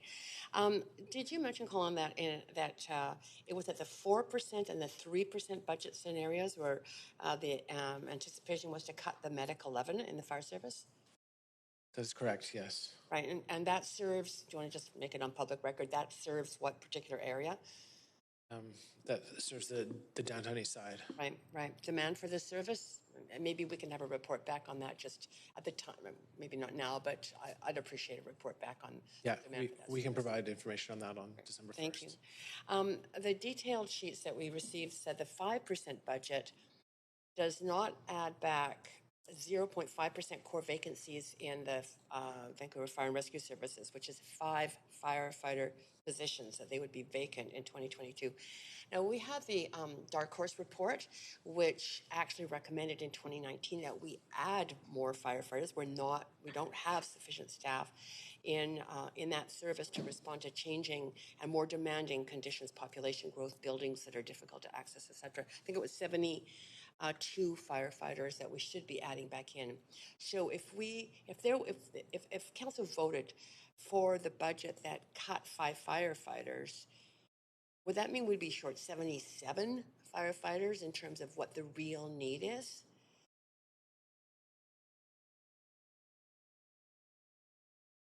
Yeah, so I think in terms of the growth, the 5-year growth plan, so we had progressed through and added staff in the initial years of the growth plan before COVID hit and the financial challenges. And so we can provide, I think it was requested earlier for information on the staffing confluence, so we can make sure to include in that what the operational review staffing growth was. Awesome. That information will be very valuable. Turning to the library, because although it's not one of our core services in terms of meeting public safety, it has provided safety through COVID and heat dome and that kind of thing. So it talked about in the 5% budget, let alone 4 and 3, that there would be reduction in library hours. And I was just reading the line items on that. Joe Fortes library, for example, had Sunday hours, and it would be cutting hours also at 6 smaller locations. So I wonder if you don't need to tell me this now, but if you can report back in the next few weeks or before we get to a decision on what the usage is in those libraries. Like, how many patrons are we talking about on the Sundays for Joe Fortes library? And, the kind of demographics. I know there's a lot of seniors there. There's growing numbers of families with kids in the neighborhood. And also for the 6 smaller location hours. Very interested in knowing. And also, if reducing those hours means that we would be laying off primarily a lot of women part-time workers within the library. So can we get that information before we make a decision? Yeah, I'll just ask if the Chief Librarian, Christina de Castel, is available to respond to that question. Excellent, thank you. Yes, I am. Thank you, Councillor Carr. Christina de Castel, Chief Librarian at Vancouver Public Library. The number of public visits that would be impacted for the reduction of branch hours at the 6 smaller locations is approximately 125,000 visitors in a year. The 3 hours at Joe Fortes, they get about 290,000 visits in a year, so it's a much smaller percentage. That would be in the range of a couple of thousand, but I'll follow up with a precise answer for Joe Fortes. I appreciate that information. Yeah, that's it for me now. But thank you for the detail that you do provide us. It's really valuable. Thanks so much. Councillor Weep. Yeah. My first question is the fixed cost tax funded increase that you brought forward. Are we able to get a table like we have in past years on that fixed cost element so we actually can see the breakdown of that? Is that possible? Yes, we can provide that. Perfect. Second follow up on Councillor Hardwick's question, the 11 million that is budgeted that we won't need for the stabilization reserve, is that something that we can utilize for funding for some of the budget tax scenarios that are not funded in the 5%? So as noted in the presentation, we are recommending to include that in the reserve so that we've got an appropriate balance and cushion against revenue risks for 2022. Council could provide direction to allocate it should you wish. Okay, so we could, if we wish, add it to the scenarios, because in the report it talks about that we won't be transferring to the reserves, but you're saying that it is recommended that any additional funding left over at the end of the year goes into the reserve. Is that staff's recommendation? That would be correct. And just to note that the reserve funding is one-time funding, and so again, that would be suitable for funding one-time initiatives. Okay, last year council made a bunch of amendments to the budget that included Indigenous language revitalization. Was that one-time funding or was that ongoing funding? There's a list of about 10 South Asian Apology Citizen Advisory Committee. So one-time funding. So that was one-time funding as well? Mm-hmm. Yes. No, it was an increase in the overall budget? How was that one-time funding? Colin, it's Sandra Singh, General Manager, Arts, Culture and Community Services. The funding for a year of Indigenous languages was $150,000 a year, and it was ongoing funding. Okay. And we've suggested reducing scope to meet the budget target, and we think we can still achieve good work with that remaining amount. Thanks, Sandra. Okay, I guess for myself, there's about 10 items that were included in there, park cleanliness and others. Are we able to get a report back on how that funding's been utilized and how it's incorporated in this budget? Yeah, so if there's any additional information that, in addition to what's included in this presentation, we can provide that around details of how that funding's been used. Okay, thank you very much. We talked about in the report, vacancies will be held for 0.5% for police and fire. Are all other vacancies in every other department, are they being restored back to the 2020 levels? Is that what we're seeing in engineering and parks and other departments? Are we restoring our vacancies as part of this budget? No, we're continuing to hold vacancies, and in general, for other areas, it would be higher than the 0.5%. The range is between 0.5 and 2%, and as Patrice had mentioned, for the public safety areas, it was the 0.5% representing the service impacts and needs in those areas, whereas in other areas of the organization, the amount could be higher, and there is some detail in the supporting information that shows the different areas and the level of vacancy savings that would be expected as part of the budget options that we're presenting. Okay, can you explain to me that if we had revenues return and we now have a budget larger than the 2020, how come we're still having to have those vacancies, recognizing they've really put a strain on delivering services? Yeah, I think the key factor is that the costs continue to increase, and we had some significant cost increases, including 2 years worth of collective agreements costs that recently settled. And so even though the revenues are returning, the cost increases continue. And so what that means is that we still need to make some trade-offs and find some savings and efficiencies and defer initiatives to get to a 5% option, even though we are seeing improvements in revenues. So even though we have more money, because it's costing us more per person, we're not able to hire and support the staff we currently have. Is that correct? Yes, and because we had balanced the budget with the use of the revenue stabilization reserve for the past 2 years to offset COVID revenue losses. And in the scenario we're proposing, we're not proposing that we draw on the revenue stabilization reserve to offset taxes. And so that represents, last year we had 57 million was our budgeted amount that we would pull from reserve. And this year, and recognizing at 8 seconds, are we seeing any opportunity for federal provincial funding for that gap? So much. You're at your time. Councillor Bly next.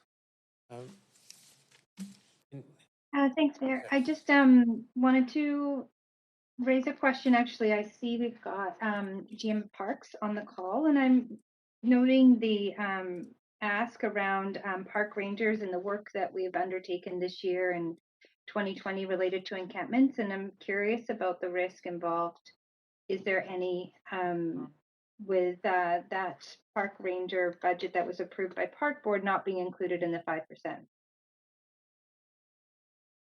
Thank you for the question, Councillor Bly. Donnie Rosa, GM, Parks and Recreation. Absolutely, this is not sustainable.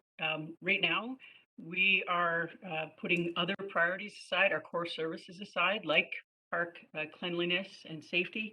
Our calls for park rangers have gone up in the last 5 years from 2,000 to over 22,000. And with that, we're only triaging. We're only able to attend a quarter of those calls within the appropriate time of 72 hours. 25% of those calls don't even get attended. So right now we're struggling and our core services are being not addressed. Okay, do you have a sense of that? I don't want to get into the sort of the minutia, but you just brought up a pretty stark increase in calls over the last 5 years. Do you have an idea of the 22,000, how many are related to encampments specifically? I can get that information for you, but I can tell you it's a growing percentage and it's large. Okay. Okay, thank you for that. I just wanted to switch gears looking at a couple. So what I'm seeing is there are some prioritized initiatives that are not included in the 5% that are already staffed. And I mean, I would say the Office of the Auditor General has already been brought up, but There's a role within the Vancouver Fire around Deputy Chief of Diversity and Inclusion. And I'm just curious, you know, we are obviously getting into the details here as we need to and ought to with every budget, but particularly on a year like we're facing in 2022. What happens when those roles are already hired for? So in general, if a role has been already hired in a regular position, where funding is needed to continue that position, then we would need to look at either offsets in other areas to balance that, or to look at adjusting when vacancies occur, looking at where we can adjust the budget. So essentially, in most cases, we would have ongoing funding ongoing positions, but in a limited set of scenarios, there may be a person hired into a position that's funded one time with the expectation that that would be funded or managed in future years. I have another question, Councillor, Patrice. just Keep it quickly, really brief. yeah, just really quickly, the Auditor General is funded, so Council did fund 400,000 for the Auditor General, and it's just, this is an expansion of the staff, and maybe there's room for other staff as well. So this is an expansion of the office, and then as you do the budget, you can determine how quickly you want to expand that office relative to the other priorities. So, so that the current staff is fully funded. Right. Okay. So I guess what I'm maybe just asking for, rather than sort of trying to pick out the ones that may already be staffed for, if there could just be information shared proactively about what that looks like, so that we can understand the impact. Of course, we, you know, this example of the Deputy Chief Diversity and Inclusion is an incredibly important position with Vancouver Fire. So I'd just like to know what those implications could mean. And then my other question is around the CPC. Now, I note that what's not funded is funding that is directly related to rent, maintaining these offices across the city. So I'm curious, of the 250,000 that's proposed, that's not included in the 5%. What does that actually mean for the CPC offices? So I think we could provide you with some additional detail and as needed around the specific costs that have been highlighted by those organizations, and what the impacts might be if it's. That's great. Additional information would be great, and I'll leave it there. I have other questions, but I can email them in. Thank you. Councillor Kirby-Yung, second round. Yeah, thanks. Two topics I want to zero in on. The first one is with respect to when Council received a budget outlook earlier in the year from staff. I made an amendment at that time for staff to quantify the sort of non-traditional services that City of Vancouver has taken on due to need in the city or downloading from the provincial government. The intention being it would aid in these budget discussions, but also in our advocacy with the senior levels of government. What is the status of that information, and how we can tie that into this budget process and consideration? Yes, thank you. So that work is in progress, and we're expecting to finalize that and share that with Council over the next few weeks prior to the release of the draft budget in November. Okay. What do you say a few weeks ahead? Because we're a few weeks from the budget day on December 1st. Yeah. Do you have sense, Colin? So the budget is would be released on November 22nd, I believe, shared with Council, and so we would be aiming to provide it approximately a week in advance of that, so you have a chance to review it. Okay, because that'll certainly be helpful, I think, in terms of informing some of these questions. Switching gears a little bit onto Park Board, and just not hearing a lot other than some references to park rangers around the philosophy and what the reality has been in terms of their budget. I know that there have been impacts with respect to how quickly services have come back and people's comfort level in participating once community centers open and programs, things of that nature. And I know that there have been decisions made by the Park Board that have resulted in reduced revenues, such as parking in Stanley Park, and I imagine an impact on the leases from the businesses there. Can we get a sense of what type of gap we're looking at and what Park Board's philosophy is about the City of Vancouver covering that? I don't have a sense of how that budget is being philosophically pursued. I think we could provide some additional information on that with the revenue improvements that. Can we hear from Donnie Rosa, the GM of the Park Board, since we have them on the call? Thank you for the question, Councillor Kirby-Young. Right now, we are expecting that our revenues will be back to pre-pandemic levels soon. We're hoping this year. We have overspent the Ranger budget by 1.3 to 1.5 million this year and in the previous years due to pulling people off of and putting the focus on the park rangers and having to pay auxiliary overtime. And so not paying attention and pulling the money from those core services like invasive species management, park safety, park cleanliness, and so on. What about with respect to areas where, for example, with changes in Stanley Park, where revenues that are coming in that obviously offset a lot of some of the core services in the park board? What are you looking at in terms of total reduction for things like parking, return on business leases for third-party restaurant stakeholders? Thank you. Yeah, we can get you those exact numbers, but those have been a huge impact on us. And our goal is that, or our hope is that, while it's hard to say at the time, that those numbers and those revenues will come back up over the course of this next year. So the assumption, just follow up on that, the assumption is being made that even with, and I'm just using Stanley Park as one example, even with changes like that, that the revenues will rebound even with the changes in traffic patterns in the park? That is, thank you, Councillor. Yes, that is the assumption right now. Yes. Okay. Thank you. Thank you. Councillor Boyle?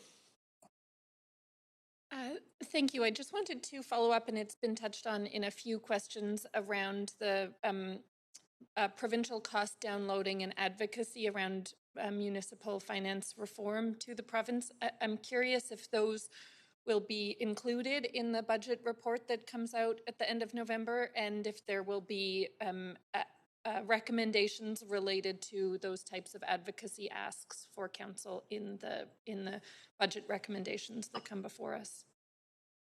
So so the information will be shared, as I said, through memo to support the budget. So it'll be one of the supporting pieces of information that you have to consider when you're considering the budget. It's for the report back is to provide information to council, so it doesn't include recommendations for council to vote on, but council could provide, when we do the budget report, council could provide amendments to the budget recommendations to reflect any direction around advocacy.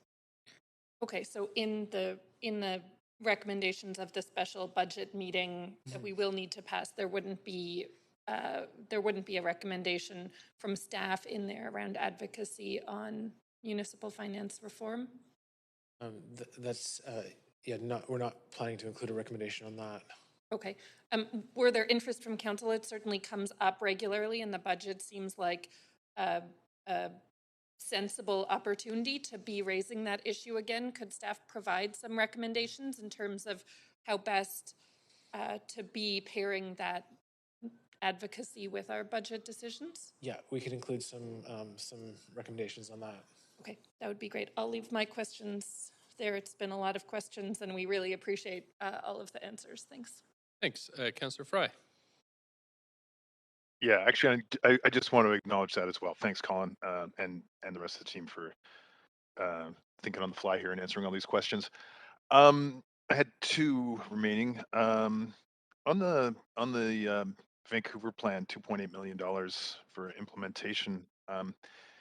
Can you kind of walk us through what that's going to look like? I know we're expecting some stuff shortly, and certainly a lot of even the report we're doing at public hearing tonight is sort of woven into Vancouver plan. So I'm just curious what that actually looks like.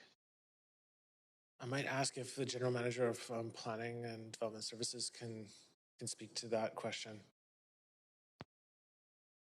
Sure, Councillor Fine. This is Teresa O'Donnell. I'll be happy to answer that question. We do have a pretty detailed breakdown of the Vancouver plan. Of course, most of that is staffing, but there are considerable stipends in there for consultation with the First Nations also. So we could follow up with a memo and give you specific detail if you'd like to cover it that way. Okay. Are we expecting some big deliverables as part of that, I guess is what I'm really getting at. And I would love to Yes. see the details, but Yeah. Yes, we are still moving forward with anticipating that we will deliver the council a draft plan by the summer. okay. Look forward to those details then. Thank you. And then I had a question on REFM. I noted there's $500,000 for fire watch at the Balmoral and Regent hotels, and I couldn't certainly appreciate why they are fire risks and the nature of the fire risk. I'm curious, is this on order from the Chief Fry? Are there it's noted as a one time, but I would assume that as long as these buildings are vacant, they will be ongoing need for fire watch. Uh, are we requesting assistance from BC Housing on this? And are there any options that don't cost $500,000 a year for fire prevention on these sites? So I'll ask if the general manager of REFM, Nick Assam, is able to respond to that. Thank you, Councillor Fry. Nick Assam, General Manager, Real Estate and Facilities. You're absolutely correct. The fire watch is based on an order from Vancouver Fire and Rescue, and in terms of it is a 24/7 service that needs to be provided. Thus, the cost that you're seeing on the budget. In terms of BC Housing, maybe I could get Sandra Singh to GM of ACCS to provide an update on that. Yes, good morning, Sandra Singh. So we are in active discussions with BC Housing around the renovations to the Regent, and we'll be providing an update to council early next year on that. And so as that project moves toward an active renovation, the fire watch it'll become an active work site, and we are in discussions around the Balmoral as well, and we are looking at a number of options. So the option to demolish these buildings outright isn't on the table or practical, given. At this moment, we are looking at the Regent as a renovation and the Balmoral as a development. And so we are in discussions around the Balmoral, and we'll be in a position to update council early next year around that. On the Balmoral as well. Okay. Yes. Okay, thank you. That's it for me. Thanks. Councillor Dominato, this is your second round. Okay, great. Thanks very much. Yeah, I want to follow up with staff on with the scenarios and priorities that are not currently included in the 5%. And I'm going to bucket them. There's some work that is service delivery for front lines. So I appreciate there's requests for FTEs. And then there's policy work. And I'm going to identify a few here that stood out for me. The Vancouver economy strategy, the circular economy, the accessibility strategy, as well as the night economy strategy. And I guess what my big question is how can we accomplish this without the financial asks? Because if you take those 3 or 4, there's probably about $600,000 of asks. How could that work be embedded within with the existing staff resources? Because some of them are allocated, some of it's VEC is the lead. Some of it I recognize would involve some of our other staff in other departments. But I'm concerned that policy work is stalled out, even though I think some of it could be worked on and delivered on through engagement efforts, working with some of the stakeholders and partners and connected with those pieces, and doesn't necessarily necessitate additional contractors or sort of additional FTEs. So you speak, that's going to be my only question and on this one, because I'm concerned it's sort of falling by the wayside, and yet I think it still could be advanced. And again, I'm trying to really distinguish between sort of frontline service delivery versus this is sort of more policy research and maybe engaging with stakeholders and what. That makes sense? Yeah, it does, Councillor, and I'll start, and maybe Sandra Singh may want to jump in because some of those are in her area. In going, we do have staff that does policy work. I think in looking at everything that was sort of on the table, the current staff is fully booked. So it's not that this work wouldn't happen, but that this work would happen probably in the following year. So when we could finish the work that we have and free that staff up and they could work on that the following year. If we wanted to do it all in 1 year, it would require incremental funding. And in some cases, it's not necessarily always the best approach because you don't have the most knowledgeable person working on it, and taking a little bit longer is the better approach. So that was a lot of the thinking that went into some of those items that were deferred, is that our staff was busy on other things, because we do have some staff that is dedicated to policy work, you're right. So I didn't know if Sandra wanted to add anything. Yes, maybe I could just add that in the development of any strategy, there are some additional costs that are incurred, such as costs associated with engagement, additional research. And in ACCS, certainly, we don't have an unallocated program budget that we can pull those costs from. So when we are directed to work on a strategy, we do have to request some funding for those aspects. And as Patrice mentioned, redirecting staff from other areas would require a service reduction that, we don't have council direction yet to stop working in other areas. So for example, on the nighttime economy, we do have a planner that's working on space and on music, for example. If we wanted to refocus them on the nighttime economy strategy, we would have to delay and backburner the work on already approved council strategies like the music strategy, culture shift, or some of the other work that we're undertaking. Thanks for that. And I just have one follow-up question that prompted me, and I don't know if we have staff from VEC on the line, but what's the capacity in terms of policy support, engagement, research from VEC at this time with respect to some of those areas I've identified? Yeah, Councillor, we don't have VC on the line. We can certainly share with you what their priority areas are now. And so there are a number of things that they are working on. And this was considered a piece that would be incremental to get those pieces started. Okay. Maybe I'll follow up that offline in terms of what that looked like and take that offline. Thanks. Thank you, Mayor. Thank you. Councillor Swanson? Yeah, thanks. First question, is there any chance of getting any federal or provincial money to help out like we did last year?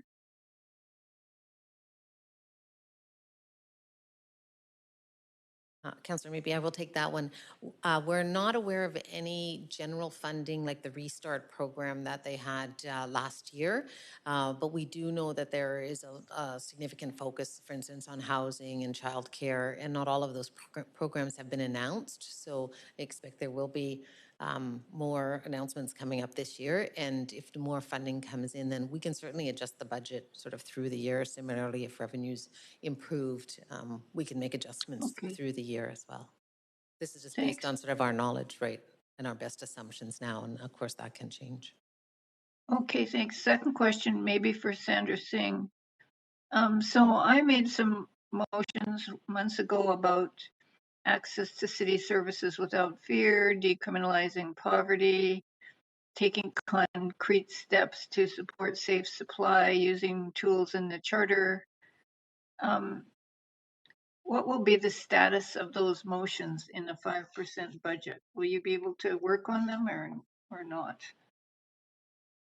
Thank you, Councillor. For the decriminalized poverty motion, we still have the council funding allocated from 2021 to advance the work on bringing recommendations to council. So we're funded for that process. Any initiatives arising from that would may require either redirection internally or additional funding. And the motions related to advocacy, like the advocating for safe supply, those we can undertake through kind of our regular operations in terms of discussions with senior government. But if there's a new program or anything out of that, then we may require additional funding. Or it would be on a case-by-case basis. We would have to look at it. And Access with No Fear is ongoing implementation. Okay, thank you. Next question. With the 5%, are we talking about any layoffs or just maintaining vacancies? So the 5% scenario, we anticipate that we can use just regular attrition and continuing to hold vacancies in the 5% scenario. So it was the 4% and the 3% scenarios where we highlighted the possibility of layoffs. Okay, and last question, I've just been calculating here. Someone explained to me why it takes $500,000 to do fire watch on the 2 hotels. From my calculations, it would cost about $90,000 to hire 6 people, 3 shifts a day at $40 an hour. So I might ask if the general manager of real estate and facilities management, Nick Kassam, can respond. Sure. Thank you, Councillor Swanson. Nick Kassam, General Manager, Real Estate Facilities. The math that we have is because it is a 24-hour, 7-day week service provided, the run rate's around $40 or $44,000 a month to provide that service. And as Sandra mentioned, as we continue our work with BC Housing and we are trying to find ways to reduce that, we will definitely keep an eye on that one and make sure that we are trying to mitigate as much of that budget as possible. Yeah, if it was $44 an hour, is that what you're saying? The run rate is about $40,000 to $44,000 a month because it is a 24-hour, 7-day-a-week service that is being provided. What does security run service. rate mean? It's about $40,000 a month. That's the cost. So that's about, for the 12 months, that's what we budgeted for 2022. And just to make a note as well, in addition to Firewatch, and Sandra can probably speak to this, we've had numerous attempts of break-ins and break-in at these facilities. So in addition to Firewatch, there has been some additional costs associated with that. Okay, thanks. Thank you. Councillor Ishnova? Thanks. Just wondering, first of all, childcare. That was one of Council's top 3 overall priorities. It was in the top 3. So in the different budget scenarios, I don't see a lot of the continuation of the work that Council has directed staff to do. Also, some of the more urgent pieces, such as 24-hour extended hour childcare, especially considering there's provincial and federal funding currently on the table, and that's time limited. I'm wondering why there isn't more of a budget for this work in specifically the 2022 budget, considering that could be a missed opportunity for us in later budgets where that funding may not be on the table for matching that or for work to be done. Councillor Sandra Singh, we think we have adequate resources in the childcare team to advance Council's motions related to childcare and to advance the work on this. So this wasn't an area that we prioritized for additional resources. Okay, so I do understand that there is a report that's due to come back to Council that will be coming soon that will address all of the possibilities for funding and work to move forward and progress? Yes, we will be bringing back to Council a proposed childcare strategy that incorporates the various motions and the work on the motions that came forward in the last years and integrates that into one strategy. Okay, thanks very much. Now, shifting to a completely different topic, and perhaps this is a question I can ask for representatives specifically from Vancouver Fire and VPD. I'm just wondering, in your budgets, if there were to be future encampments, I notice right now there's many tents still at Crab Park, in a section of Crab Park, but if there is another encampment, how do you plan on, or are you able to absorb that in your budgets? And what kind of effect or impact would that have if you have to absorb that in your budgets? Have you pre-planned a portion of your budget for this? Sorry to put you on the spot. So I'll pass it to Fire Chief Karen Fry. Thanks. And if I could get a response from VPD if possible also, that would be great. Thank you. Good morning, Councillor Karen Fry, General Manager and Fire Chief. So as far as encampments and how we utilize our resources for that, we reallocate and divert our resources and our inspectors that we have designated working in our SROs, currently in the downtown east side. So what we would do with an encampment type of situation is that we then don't spend as much time working on those SROs, places like the Balmoral and Regent hotels as well, to ensure their fire safety.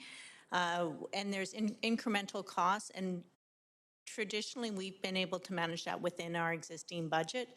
The other implications are always, and you've mentioned it here today as well, as the mental health impacts to our staff that are working within those encampments. But we do dedicate resources to work there.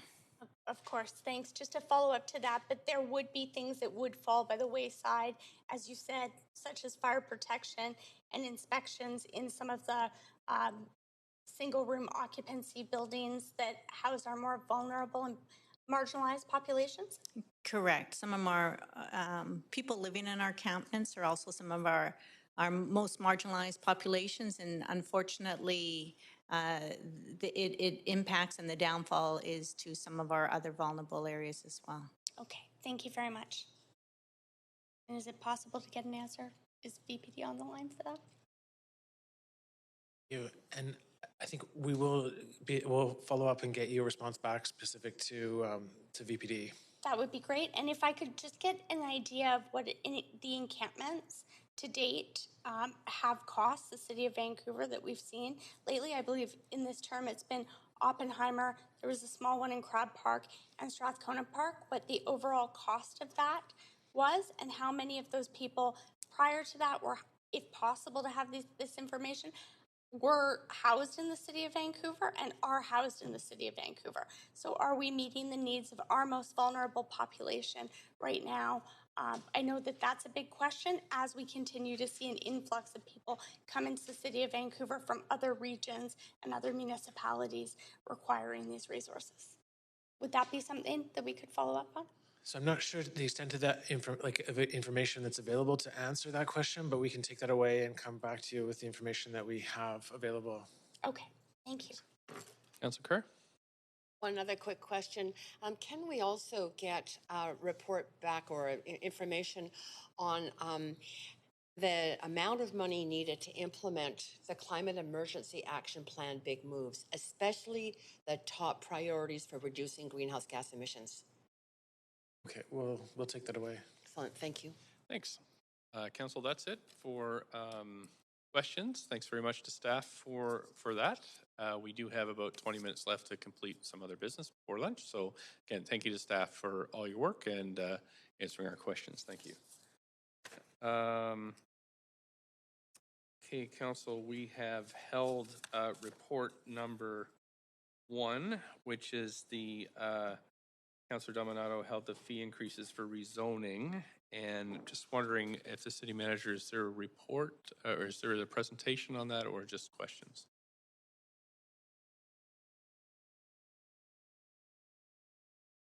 Thanks, Mayor. Stuart, we are prepared to respond to questions but don't have a... Okay. Councillor Dominato, so you held that item. I'll just put you on the queue. And thanks, Mayor. Are all the staff available? We have our finance staff here today, and I believe we would have DBL other staff on the line as well. Okay, that's great. Thanks. Couple of questions around the fee increase 5%. Is that across the board for all services? I just wasn't clear when I read the report. So in general, it's across the board. There are a few specific areas as noted in the report that might be different than that.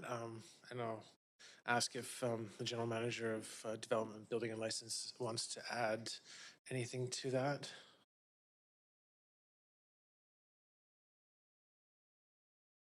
Oh. Mayor, maybe you can stop my timer. Right here. Hi. Andrea Law, General Manager of Development, Buildings and Licensing. I'm just wondering if you could please repeat the question. I just wanted to confirm that the proposed 5% increase is across the board. For development and building permits and trades, yes. Okay. Yeah. And then I'm looking for clarification around the request to approve a new fee of $218 that would be charged hourly. Is the need for this to cover staff overtime of unionized employees who would be doing that work? That's correct. Is that the compelling need for an additional surcharge to be able to push people through the queue? Yeah, so right now we have a backlog and there's often an urgent need. We don't really have the resources available or the staff available to do that work. So this is an opportunity to offer overtime to unionized staff to complete this work. Thanks for that clarification. And then I note thank you for the historical table in here, but is there typically consultation with residents or industry on these annual fee increases? Because I note, going back, you've got in 2017, 2018, some pretty significant increases. Is there typically a consultation process around this? Yes, thanks for the question. So depending on the increase, typically if it's an inflationary increase, we don't necessarily do consultation. When we're getting above the inflationary, we would go out to industry, which we have done in previous years. You'll see with the 9% and significant increases, yes, we do typically go out to industry. In this case this year, is there any? We have not done any industry engagement. And then on the $10 million from the stabilization reserve, I know it was addressed during the finance question, was that direction of council through the previous motion around addressing the backlog of permits? Or is that just, I just want to clarify, I just can't remember because I know some money was, maybe it wasn't 10 million. Yeah, thanks for the question. So yes, it's just our regular approach. Okay. And we have a couple more questions, but I see other councillors on the queue, so I'll pause there. Thank you. Thanks. Councillor DeGenova. Thanks very much. I'm just actually, Mayor, I'm gonna take myself off the queue. I'm just looking for my question that I'd saved here. So I'll allow. Okay, Councillor Kirby-Yung. Yeah, thanks. So related question to this report, because it's all about funding and supporting the permitting function. What happened to the $1 million motion that the mayor included as an amendment to the motion that had brought forward on reducing permitting waiting times? What is that going or gone towards, and how does that connect in with the increases in the requests for funding from the reserve in this report? Yes, thank you for the question. So yes, we are utilizing some of the funding to address the backlog through overtime. We have not, obviously we've got a significant amount of funding yet, so we are looking at it on a strategic basis to examine where we can apply that funding. So I guess what I'm trying to understand is, since the intent was to help clear the backlog and improve ongoing service delivery, why would we not exhaust that $1 million first? So a lot of the work that we're doing relies on internal staff, existing subject matter experts to really drill down to where we can find efficiencies in the process. So at this point, other than addressing overtime, which has been a significant reliever to some of the pressures affecting the backlog, we haven't had an opportunity to utilize that funding. So was there a consideration, for example, of asking for less from the reserves and then coming back in anticipation that there is $1 million sitting there and then potentially coming back later if there's a gap, as opposed to not just asking for a higher amount? And yeah, I think we need, yeah. Not sort of, I guess, anticipating that there's resourcing that was allocated towards this. I'm just trying to square those two things. Yeah, so we are looking at bringing in external resources in the form of consultants to further assist with addressing the backlog. I think the challenge we're having is, again, we're relying on the same resources internally to do this work, and we're coming up against capacity issues. The same individuals we rely on to drive efficiencies are the same individuals that we rely on to ultimately push permits out the door. So we're just following that through, if I can, for time. Then, do you anticipate the same challenges with accessing the services to support this work with the $10 million from the stabilization reserve, and/or what is specifically? Can you articulate in sort of clear summary where the $10 million is going to go? What is it, 10 million? So, just to clarify, you're looking for information on the task force or the? I'm looking for information on where the $10 million that it says temporarily draw $10 million to general stabilization reserve, on where that's going to be spent, on what it will be spent on, and will you have the same challenges that you're having in accessing resources that you just described? Hi there. Oh, sorry. Sarah Kapoor, Director of FP&A for the business unit side. So overall, with respect to the $10 million that we'll be drawing from the reserve, it's essentially going to go to balance off our revenue shortfall for 2022 as part of the need to balance our costs and our revenue. So is it fair to say that that's a timing and a sinking issue, and that's why it says temporarily, because that will be returned to reserves? I can't say that it would be returned to the reserve, but it would be temporary in nature to balance the 2022 program. Okay, we're getting into a really important point here. So can you help me understand what temporarily means then if it's not going to be returned? Why does it just not say take 10 million from reserve if there's no guarantee returning it? Why I'm confused by the temporarily. Hi, Colin Knight, Director of Citywide Financial Planning and Analysis. So there are two components to that. And so the first piece is that there is money that has been charged, a revenue that has been received in the past that has been set aside in the reserve specifically for work to be completed. So that's that was set aside for that work.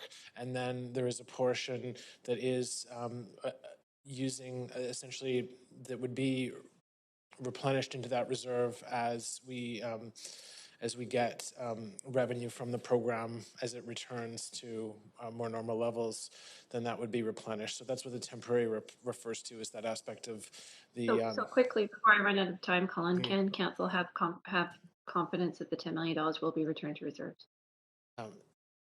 So that $10 million would be returned to reserve or used for the work that it was intended to be originally used for, where it was set aside for specific work. So the idea being is that the permit program covers its costs and it isn't okay. relying on tax funding. Thanks so much. Councillor DeGenova.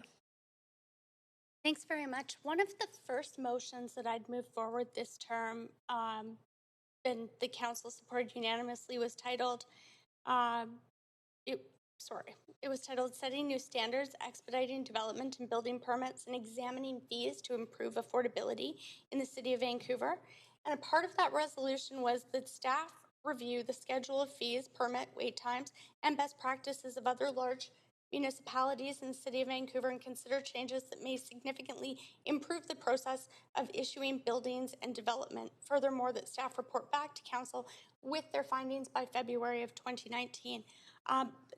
Just in getting to my question, I'm noting here that the previous council decisions and authority section does not note this motion at all, yet I'm trying to understand why staff would want to move forward with over $10 million to start executing this without considering the work the council unanimously supported to look at that, and why it also wasn't noted in this report coming back to council. Is there a reason for that?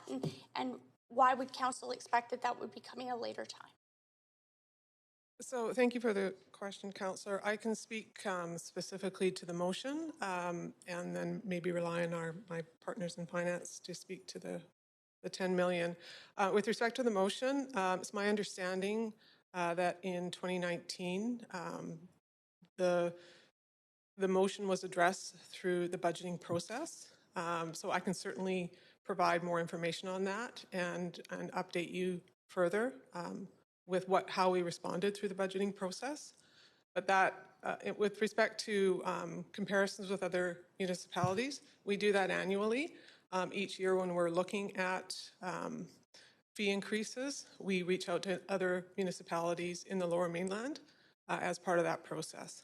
Okay, I do appreciate that, and sorry I have to be so quick with my questions here, but in looking at this, I was here in 2017. I remember the large 19% fee increase.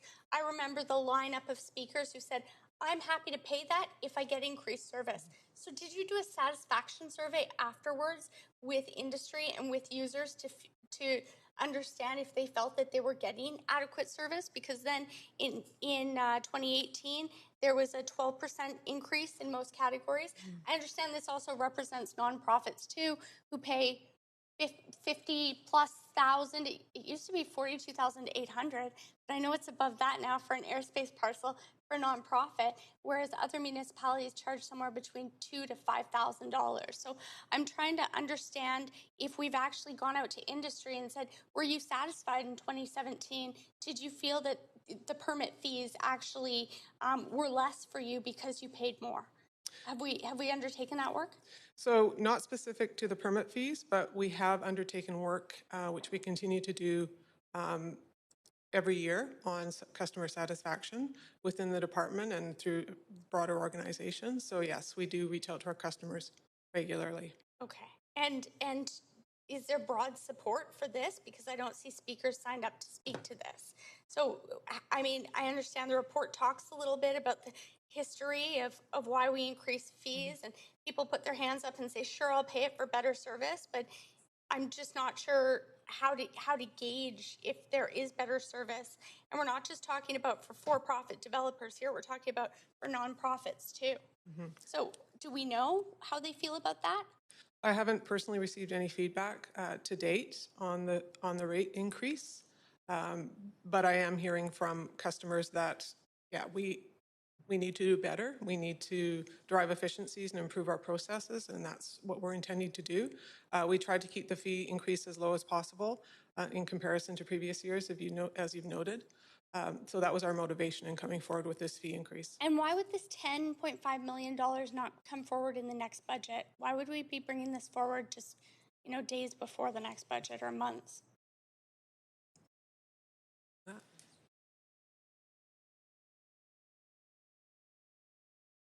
Just 10 seconds. Yeah, sorry.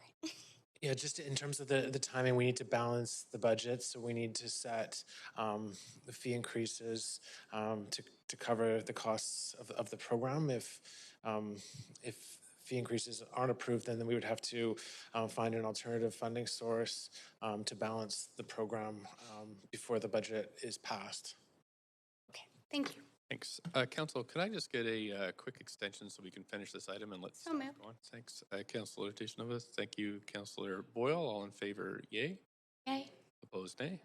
Great, thanks. Councillor Dominato, you've got 2 minutes left. Mayor, I wanted to move a second round of questions. I just have 2 more questions. Okay. Seconder, Councillor Tishnova, thanks. All in favor for second round, yay? Yay. Any opposed? Nope. Okay, Councillor Dominato, please go ahead. So just 2 questions. Just following up on you're talking about the staff capacity, and you have staff trying to focus on getting the permits out the door as well as they're delivering on efficiencies and transformation. Do you see some relief coming in the future with the digitization work that's underway? And I know we've got a grant, sorry, I can't recall from where now, province, federal. Will that help, do you think, in terms of managing that capacity and going forward? Yeah, so thank you for the question. I think the immediate need for the capacity is really focused on a certain area. So with council's motion, we're focused on the smaller projects right now. We think we've seen some significant wins there. So we're moving away to more moderate to larger size work. But yes, I think the combination of the work that we're doing through the modernization, through the digitization, through regulation redesign, all of those things will culminate in efficiencies and ideally create capacity for staff. Yes. And then my last question goes to the piece around paying fees. People are willing to pay a bit more if they can see that enhanced service delivery and what they're getting for it. Is there a way to, from a public accountability standpoint, provide more information in terms of how we connect the dots here? Is okay, we are increasing these fees moderately, and here's what you're seeing in return in terms of the service changes, in terms of the backlog clearance, and is that something we can focus on? Because I think people better understand it when they can. So we do have limited capacity to charge customers for services like this. So we have to be very careful in how we approach this. Certain regulatory framework doesn't allow us to charge overtime. So we're very selective about where we can.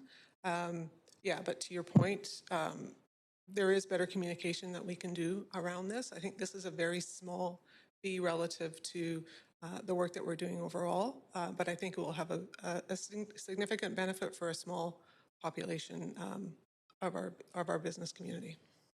Thank you. I appreciate answering all my questions. Thanks. Councillor Tishnova.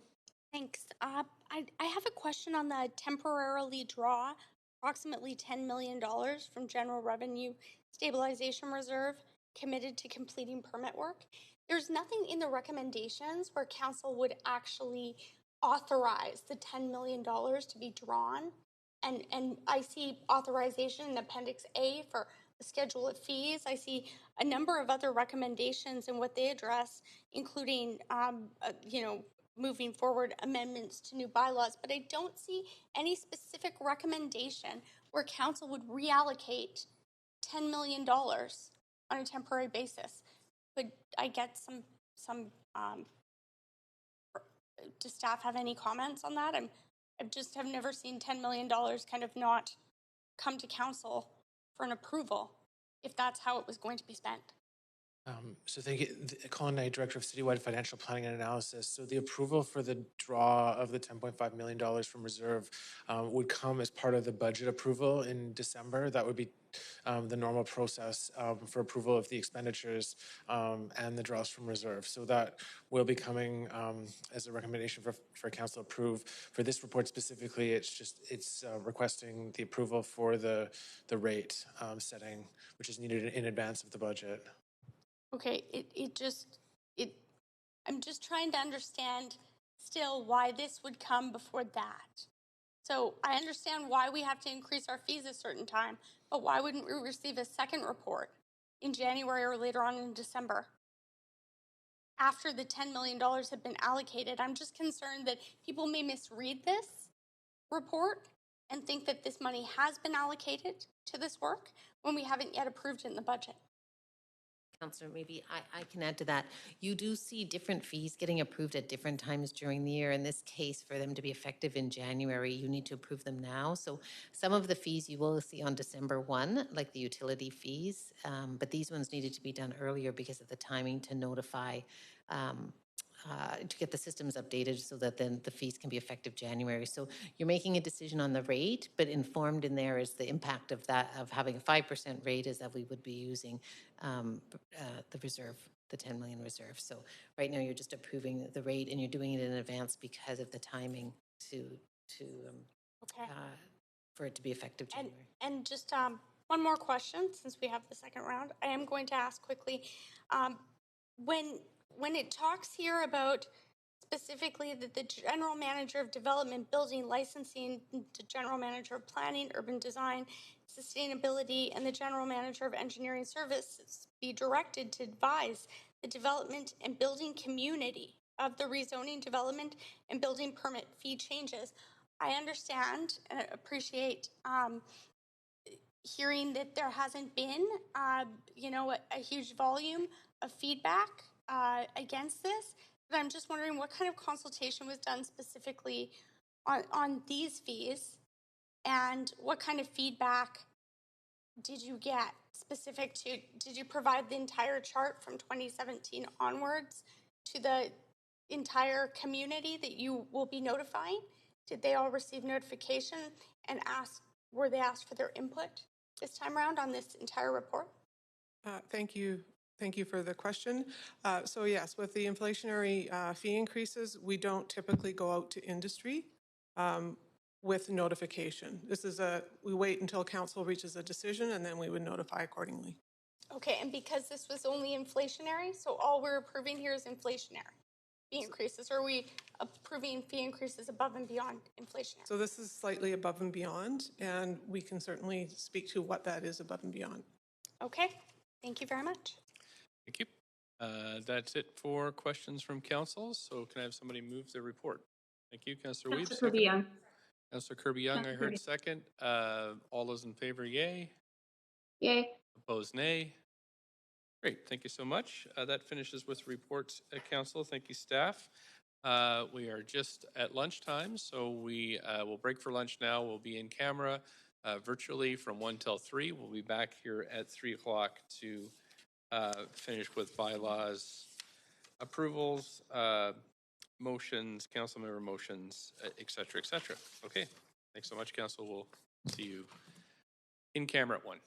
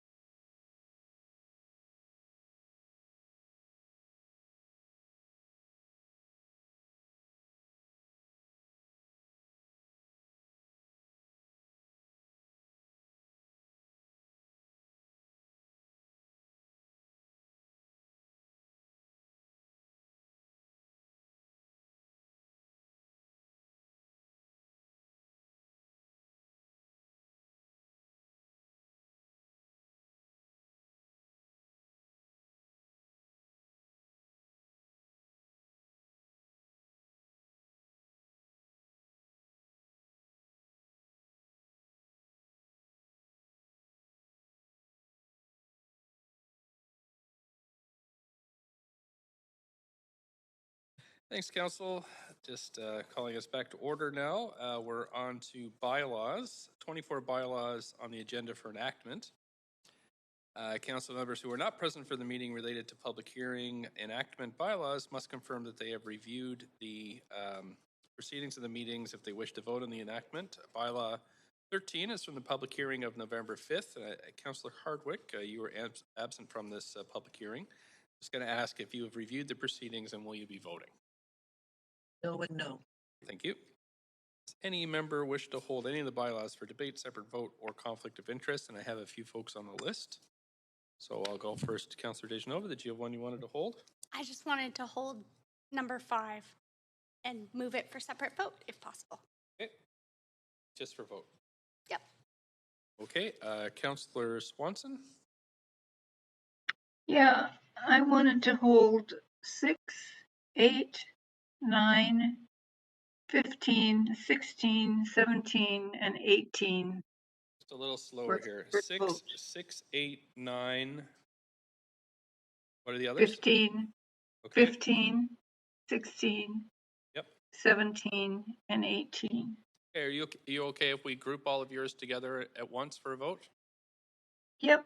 Okay, thank you. I don't see anybody else on the queue. So, if I can have a mover for Councillor Dejanova, we'll start with you. Bylaw number 5, the bylaw to end parking meter bylaw number 2952 regarding veterans parking. Councillor Dejanova, you move it. Do you have a seconder? Kirby Young. Sorry, I saw Councillor Carr's hand. Council, just so you know, virtually, I'm trying to do it by listening just to be fair to everybody for seconding and moving. So I'll try my best with the hybrid system. I don't think there was any debate, so I can call a vote on this item. All those in favor say yay. Yay. Yay. Opposed say nay. Great, that's passed unanimously. Thanks so much. We'll move to Councillor Swanson's grouping, which are, I won't read out all the titles, I'll just read out the numbers. Councillor Swanson has held item bylaw 6, 8, 9, 15, 16, 17, and 18. Want to move those, Councillor Swanson? Somebody? So moved. I think I heard Councillor Bly mover. Second. Second, Councillor Dejanova. Unless there's any debate, I'm going to move to a vote. All those in, I'm going to have to move to a recorded vote on these because Councillor Swanson held them. So I'm going to call a recorded vote on these. I'll just ask the clerks to clear the queue and, oh, okay. Guess people are ahead of me. Councillor Fry, Councillor Wiebe, Councillor Dominato, Councillor Bly. Councillor Fry. Councillor Fry. Councillor Fry, I just need you to vote on this. Great, thank you so much. That has passed with Councillor Swanson and Hardwick in opposition. And now we need a mover for the final bylaws that were not held. So moved. Thank you, Councillor Dejanova. Seconder, Councillor Boyle. Any debate? I've pulled up the main queue if you wanted to debate any of these. If not, I'll just call a verbal vote. All those in favor say yay. Yay. Opposed, nay. I don't hear any nays, so that's unanimous. Thanks so much, Council. We're going to move on to administrative motions. There's one administrative motion on the agenda, which is the approval of form development 177 West Pender Street. Put us on a queue here. If anybody wants to declare a conflict of interest, please let me know now. And Councillor Dejanova, do you have a question for staff? No, I'm still on the queue from moving number 5. Sorry about that. Any questions to staff? Please put your name on the list. I don't see anybody, so I'll move the motion, please. Kirby Young. Councillor Bly? Okay, I think I heard Councillor Dejanova move. Councillor Kirby Young has seconded. If there's any discussion, please put yourself on the list. All those in favor then say yay. Yay. Yay. Opposed say nay. That passes. Thank you so much. Okay, we're on to council members' motions, council. One second, please.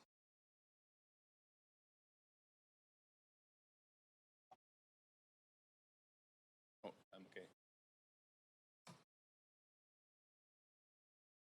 The first motion is regarding leave of absences. And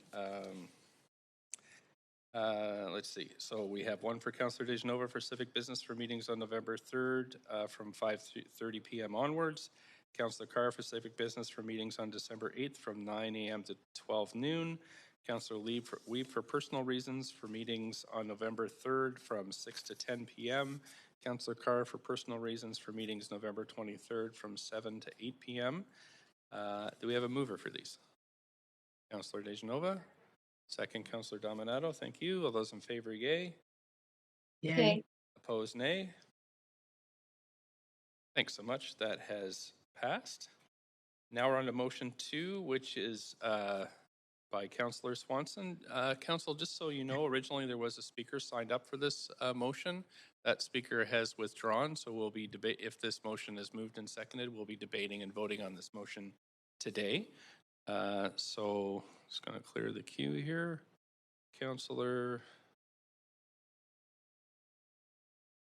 Councillor Kirby-Yung, do you have another matter or? I have a point of order with respect to this motion. Point of order, okay. Yep, you can just call point of order at any time. You don't have to put yourself on the list. Okay, thank you. I was trying to be polite, but thank you for the reminder. Okay. Yep. Yeah, no, my point of order relates to asking the chair for a ruling with respect to the council meeting that was recently held a few weeks ago on September 21st, 2021, when council considered amendments to the procedure bylaw number 12577. And at that time, an amendment was made that is substantially similar in essence to exactly what is being proposed in the resolution of this motion, and therefore pursuant to section 8.7, I'd like to ask the chair for a ruling that this is considered frivolous or redundant pursuant to sections 8.7 C, D, or F, because council has already considered the matter. Okay, thanks. And can you just repeat the motion that you're thinking it's in conflict or it's repeating? It was is on September 21st, and it was with respect to the staff report on the procedure bylaw, and it was an amendment that was made that is shown on page 8 of the minutes for that meeting that also suggested that the council motions be published or council reports be published a week ahead of time.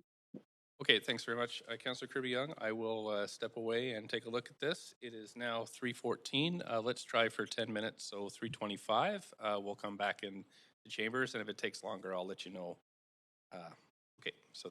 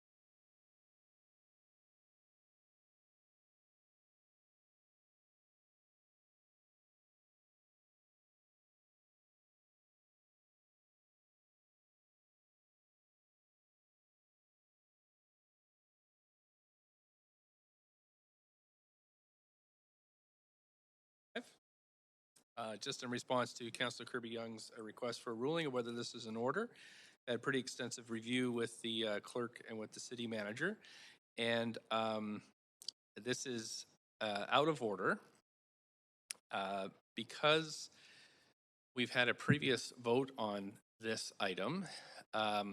This has to be brought back in a different form. This has to be a motion to reconsider that vote. And so, Councillor Swanson, if you bring this back at a future council meeting as a reconsideration motion, that is allowable because you voted against this. So you voted with a majority last time, and you can bring back a motion to reconsider. But we cannot vote twice on an item that's substantively the same. So that's the ruling. And move on to the next item. So the next item is a motion on plant-based purchasing savings for city and climate, and this is Councillor Fry. Councillor Fry, you have up to 2 minutes, whatever you're... Thanks, Mayor. So this is with a lot of assistance from the Vancouver Humane Society, who had prepared a report looking at how 20% reduction in animal-based food procurement could actually save us quite a bit of money, help us meet greenhouse gas targets, about 500 tons a year, be healthier for people, and actually meet demonstrated food trends that are kind of rolling out across North America, but here in Vancouver, where we're seeing quite spectacular growth in plant-based food industries and a lot of really successful startups that are happening right here. So in reviewing this particular file with staff, it came up that Vancouver Economic Commission is very excited to support this new ecosystem of plant-based food producers in the city of Vancouver and the greater Vancouver region. But I think what was most telling about this report is that the opportunity as it presents itself really is a chance for us to provide options for folks. We know that veganism and plant-based food diets have gone from a fringy kind of perspective maybe a decade ago to something that actually is a fairly viable and popular choice. And we all have plant-based milk options for our coffees here in the office, and I think that it's increasingly a popular choice. So really, this is an opportunity for us to save money, quite likely increase sales at our various concessions, and provide healthier options for folks, especially some of the vulnerable populations that we feed through our food procurement policies here at the City of Vancouver. Thanks, Councillor Fry. Questions? I've got Councillor Carr in the queue for questions. Councillor Carr. Yes, thanks very much. Councillor Fry, I wonder if you could just offer some examples of the kind of city services or venues that this would most directly affect. So whereabouts in the city would you be expecting some change if this passed? Well, so for instance, just last month, we approved a $5 million food procurement for the Evelyn Saller Center. So that's one place right there. We do provide food services through Carnegie, Evelyn Saller, Gathering Place. We also have, of course, our concessions at the Vancouver Civic Theaters, and we cater various events, advisory committee meetings, and the like. So there's lots of opportunities within our own organization, and the motion also suggests that we share this with Park Board and School Board for their respective capacities. Great. Okay, thank you. So much, Councillor Boyle. Thanks. Also, just Councillor Carr's question made me wonder, in some of those services, our food service providers are unionized. Are there agreements? Does this have any impact on that, or on those labor relations, or it's entirely separate? It shouldn't. No, food is food. I think the preparation of food for those unionized employees would be the same, whether it's plant-based or meat-based. I will add, though, that this is also in keeping with the C40 recommendations that have really been pushing for cities to adopt this kind of approach and more plant-based food choices, because it does meet so many of our greenhouse gas and climate change aspirations. Great. That's all. Thanks, Councillor Fry. Thank you. Councillor Bly, up to a minute. Thanks very much. Yeah, I just have one quick question, also prompted by Councillor Carr's questions. In and it's in regards to vulnerable populations who are struggling with food security. And while I fully support plant-based, also recognizing that there can be nutritional differences. And so for those that are struggling, I'm thinking those that use programs at Evelyn Sala, Gathering Place, others, sometimes it is their only meal of the day and how that can impact their ability to get all the nutrients that they require. Yeah, I will note that we have a lot of support letters from physicians and nutritionists coming in talking about this. I'm not qualified to speak about nutritional components in food, but I think a lot of the myths of the past where plant-based was sort of a food deficient approach have been kind of remedied in the rapid growth of plant-based food as an industry. That's my time. Thanks so much. That is it for questions to you, Councillor Fry. So someone like to second this motion? Councillor Boyle, seconded. We have requests to speak on this for tomorrow at 9:30. So would someone like to move the referral, please?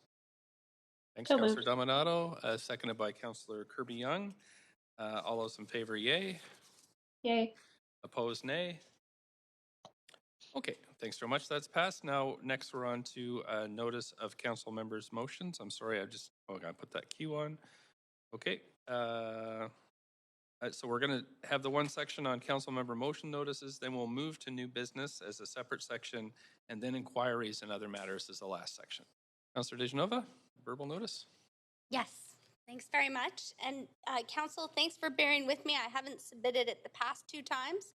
I've called notice. I want to make sure I get it right. So the notice of motion, I'd called notice up for another date, but this is for November the 16th, 2021. With the title Honoring the Life and Legacy of Former Mayor Philip Owen. And I have a second notice of motion, also for November 16th, 2021. And the title of that is Remembering and Recognizing the Contributions of Indigenous Veterans with a new cenotaph. Okay, thank you. I'm on the list, Council, and my notice of motion is affirming Vancouver's commitment to climate action through membership in C40, and that's for November 16th. Councillor Fry. Yeah, thanks, Mayor. I have 2 notices on motion, one of which is actually one that I forgot to submit in time for the last, but these are both for November 16th. One is Saving Lives with Community Defibrillators and First Aid. The second is Supporting Crisis Centers Supporting Community Needs. Thank you. Councillor Dominato. Thanks, Mayor. I gave notice on a motion previously, so I don't think I need to repeat that one. So this one is Cutting Red Tape, Making Homes Accessible for the January 25th, 2022 council meeting. Okay, thank you. Councillor Bly. Thank you, Mayor. I also called notice in the last meeting but did not make this agenda. So calling notice for November 16th, updating the requirement for members of council to rise to speak at council meetings. Okay, thank you so much. Councillor Weep. I've got notice of motion for working collaboratively to become a restorative city for November 16th. Okay, thank you so much. That's it for the list. And going to move on now to the next section, which is new business. We have one item of new business on the agenda today, a request for leaves of absences. Councillor Kirby-Yung, Civic Business, November 3rd from 10:30 to 1 p.m. Councillor Hardwick for personal reasons on November 4th from 6:30 to 8 p.m. Someone like to move this motion, please? Councillor Carr, Councillor Boyle second. All those in favor say yay. Opposed, nay. That's passed. Thank you very much, Council. Other items of new business? Councillor Dominato. Thanks, Mayor. I'm just looking up the date. I need it's an LOA. I can put you back on the list. I'll just. Yeah, thank you. Councillor DeGenova. Thanks. Thank you. Sorry, not used to being in chambers as much. I just wanted to note that on November 11th, and because we won't be meeting before then, it is Remembrance Day, which is an official celebration, not only here at the City of Vancouver, and we recognized it in our official recognitions. However, it's a day across Canada and actually across the world in many respects, a day of remembrance for the fallen and for members of the armed forces who selflessly have served and some who paid the ultimate sacrifice with their lives. On this day, we take the time to thank veterans who return from battle, many with injuries, some visible, others invisible, and also those who currently serve and protect us and our rights and freedoms and keep us safe. I also want to note, Council, that in recent times, this includes members of the armed forces, both in the reserves and in the regular forces, who had integral roles in distributing COVID-19 vaccines throughout the country so that we can be here today in person. We don't meet again until after November 11th, so I wanted to acknowledge and recognize this day and also encourage everyone to wear a poppy. I'm very happy to see them all around, and the fact that you actually can purchase poppies online too if you're not out and about and have them sent to you. Also just wanted to say, lest we forget. Thank you very much. Thanks, Councillor Dejanova. Really was an other matter, but I'll let you kind of go through that one. Sorry. That's okay. Councillor Ravenel, do you have new business? Okay, Yeah, great. It's to move an LOA in my name for November 16th from 11 to 12. Second. November 16th from 11 till 12 p.m. for Civic business, thank you. civic business. Okay, thanks. Seconded by Councillor Dejanova. All in favor, yay. Yay. Opposed, nay. Great, that's passed. Thanks very much. Okay, now inquiries and other matters. Councillor Fry, 5 minutes. Yeah, thanks, Mayor. First item is it's been, as of yesterday, it's been 1 year since we approved the overdose prevention site at in Yaletown. And I note that we've got 5 months left on the lease, and we've been getting a lot of complaints of late regarding the some of the stipulations that we'd added to the lease agreement. So I'm wondering around things like cleanliness and maintenance of the facilities outside. So I'm wondering if our staff have any feedback on that, or if there's any considerations around what this looks like, especially as we're approaching past the halfway mark on the lease. City Manager. Thanks, Mayor Stewart. Yeah, happy to follow up with council on that particular question. Yep, thanks very much. Councillor Fry, is that it? Yeah, no, second one also on the subject of sort of crisis intervention and de-escalation. I'd like to circle back on a motion that I'd introduced in June 23rd of last year.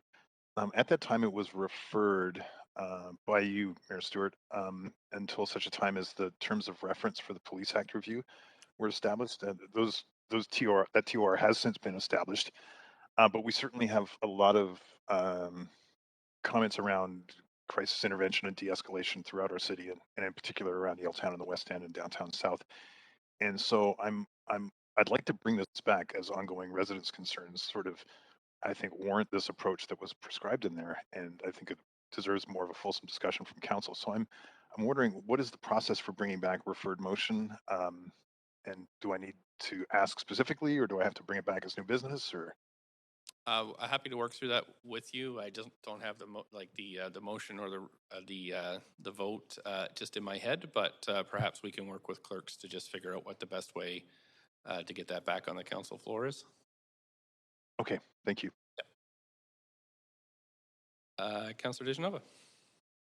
Are we in inquiries? Yeah. I heard a question. Yep. Inquiries and other matters. I did have an inquiry through you to staff, and don't expect an answer right now, but I do understand that there were a number of neighborhoods that experienced, I suppose, disturbances with fireworks. I don't think it was just one neighborhood throughout Halloween, and understanding that this has also been a practice with Diwali. Understanding that council recently approved and moved forward to vote on a ban for fireworks. I was wondering if we might be able to get the numbers, not only of the complaints made, but also the wait times that people would have to be on hold for 311, but also for non-emergency for fire and police. I've heard from several members of the public, as I'm sure the rest of council has. I think some of us are copied on all of them, that this was a disturbance and certainly caused upset and angst to people and also animals, as we've heard in the past.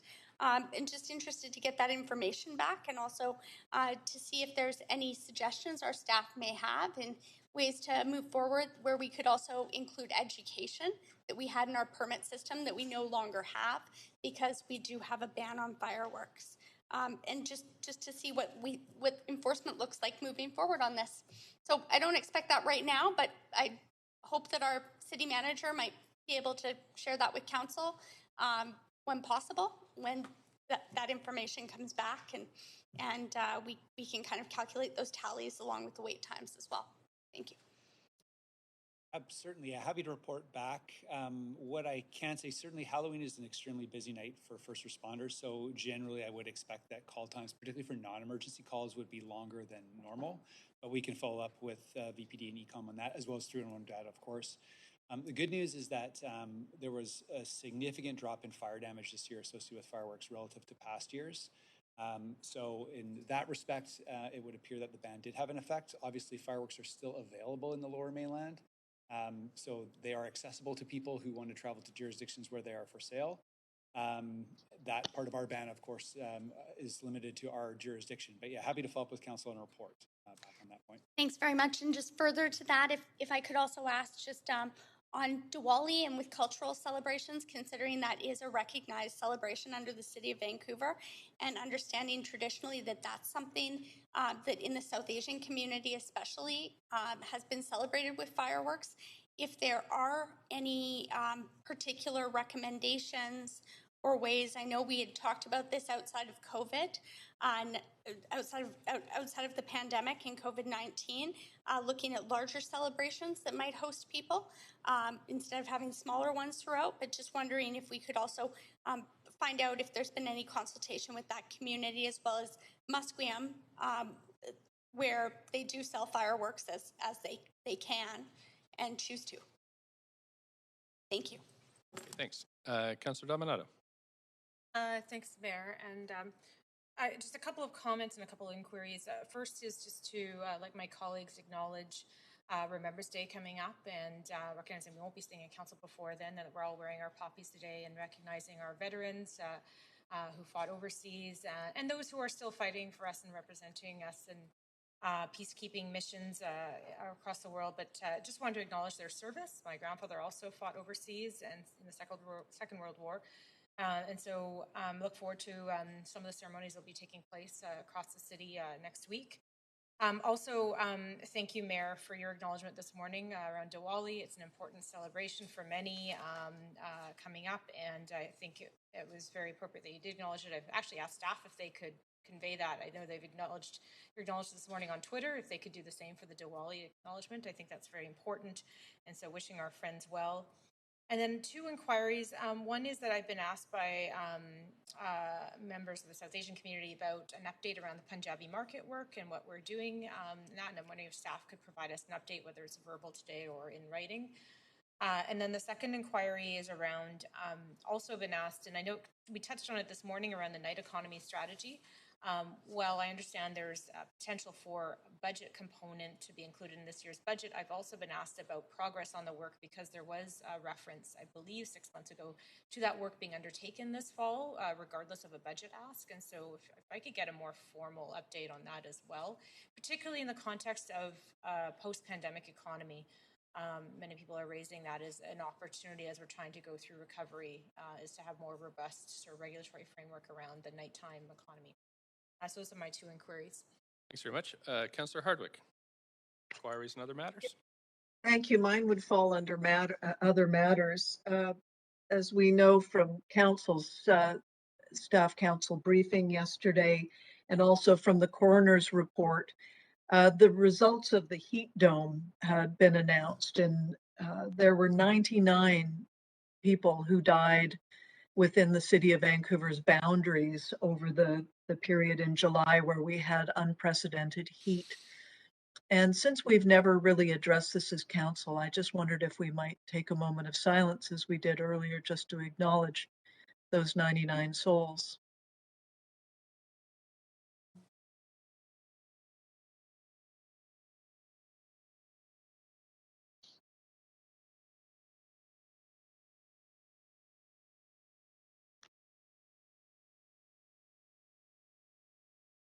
Thank you very much. Appreciate it, everybody. Thank you, Councillor Hardwick. Councillor Kirby-Young. Yeah, I just wanted to follow up on the inquiry, which I appreciated with respects to fireworks, and obviously we saw activity this weekend. And further to Councillor DiGenova's request in terms of calls coming in around the weekend, I'm wondering in that update if it could be sort of fulsomely expanded to include the days or weeks leading up to, because my understanding anecdotally is that there was a substantially lower activity leading up to the weekend, albeit that we did see some on the Halloween weekend itself. And so I'm wondering to augment that request and provide a fulsome picture if we could get an indication of any calls that came in either to ECOM or to 311 in the time leading up to, as well as also that data from Vancouver Fire that the city manager helpfully referenced with respect to the significant decline in property damage due to fires. Yeah, thanks, Councillor. Yeah, we'll look at the time period leading up to Halloween night as well. So thanks for that. Okay, thank you so much. Thank you. Councillor Carr. Yes, thanks, Mayor. And really apropos of, or thinking of the terrible tragedy of the lives lost during the Heat Dome event here in Vancouver, my inquiry is really around the role of the city in the COP26 conference that's going on right now. Have we any staff, you, Mayor, attending in some way or participating in COP26? And also, are we, I hope, expecting a staff report back on the implications of information learned through COP26 for our work on the Climate Emergency Action Plan? I'm happy to take the first bit of that.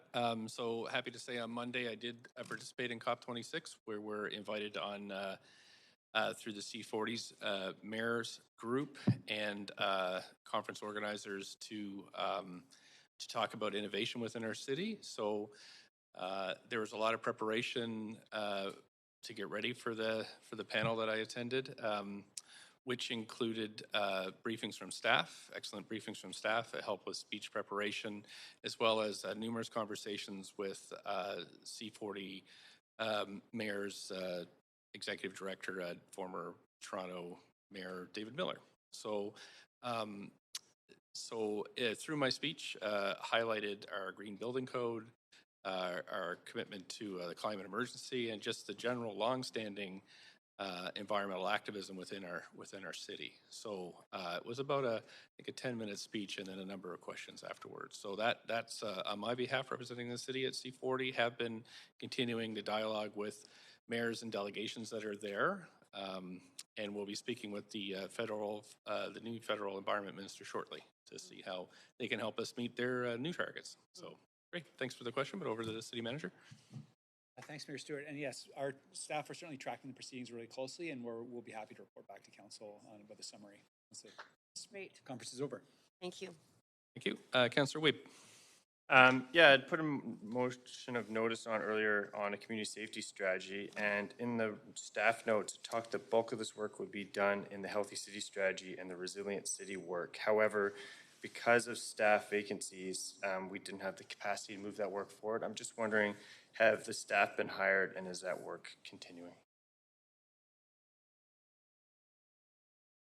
So we are carrying vacancies related to the budget in both ACCS on that staff team as well as in VIMA. So there's certainly work related to those issues moving forward in terms of there were specific the positions I think that were referenced previously are still vacant as of this year. For next year, I know for VIMA, it is a position we're looking to fill. And I would have to follow up with regard to ACCS and where that position fits in terms of their vacancy targets for. Okay, thank you very much. Thank you. That's it for inquiries and other matters. Can I have a motion to adjourn? Councillor Carr, Councillor DeGenova, all in favor of adjourning, say yay. Yay. Opposed, nay. Yay. Opposed, nay. We're good. So we're adjourned. Thanks very much. Anything else, clerks, for us to? Okay, thanks. Council will be back in the public hearing at 6 p.m. and standing committee tomorrow morning. Thanks very much for your time. Thanks, staff.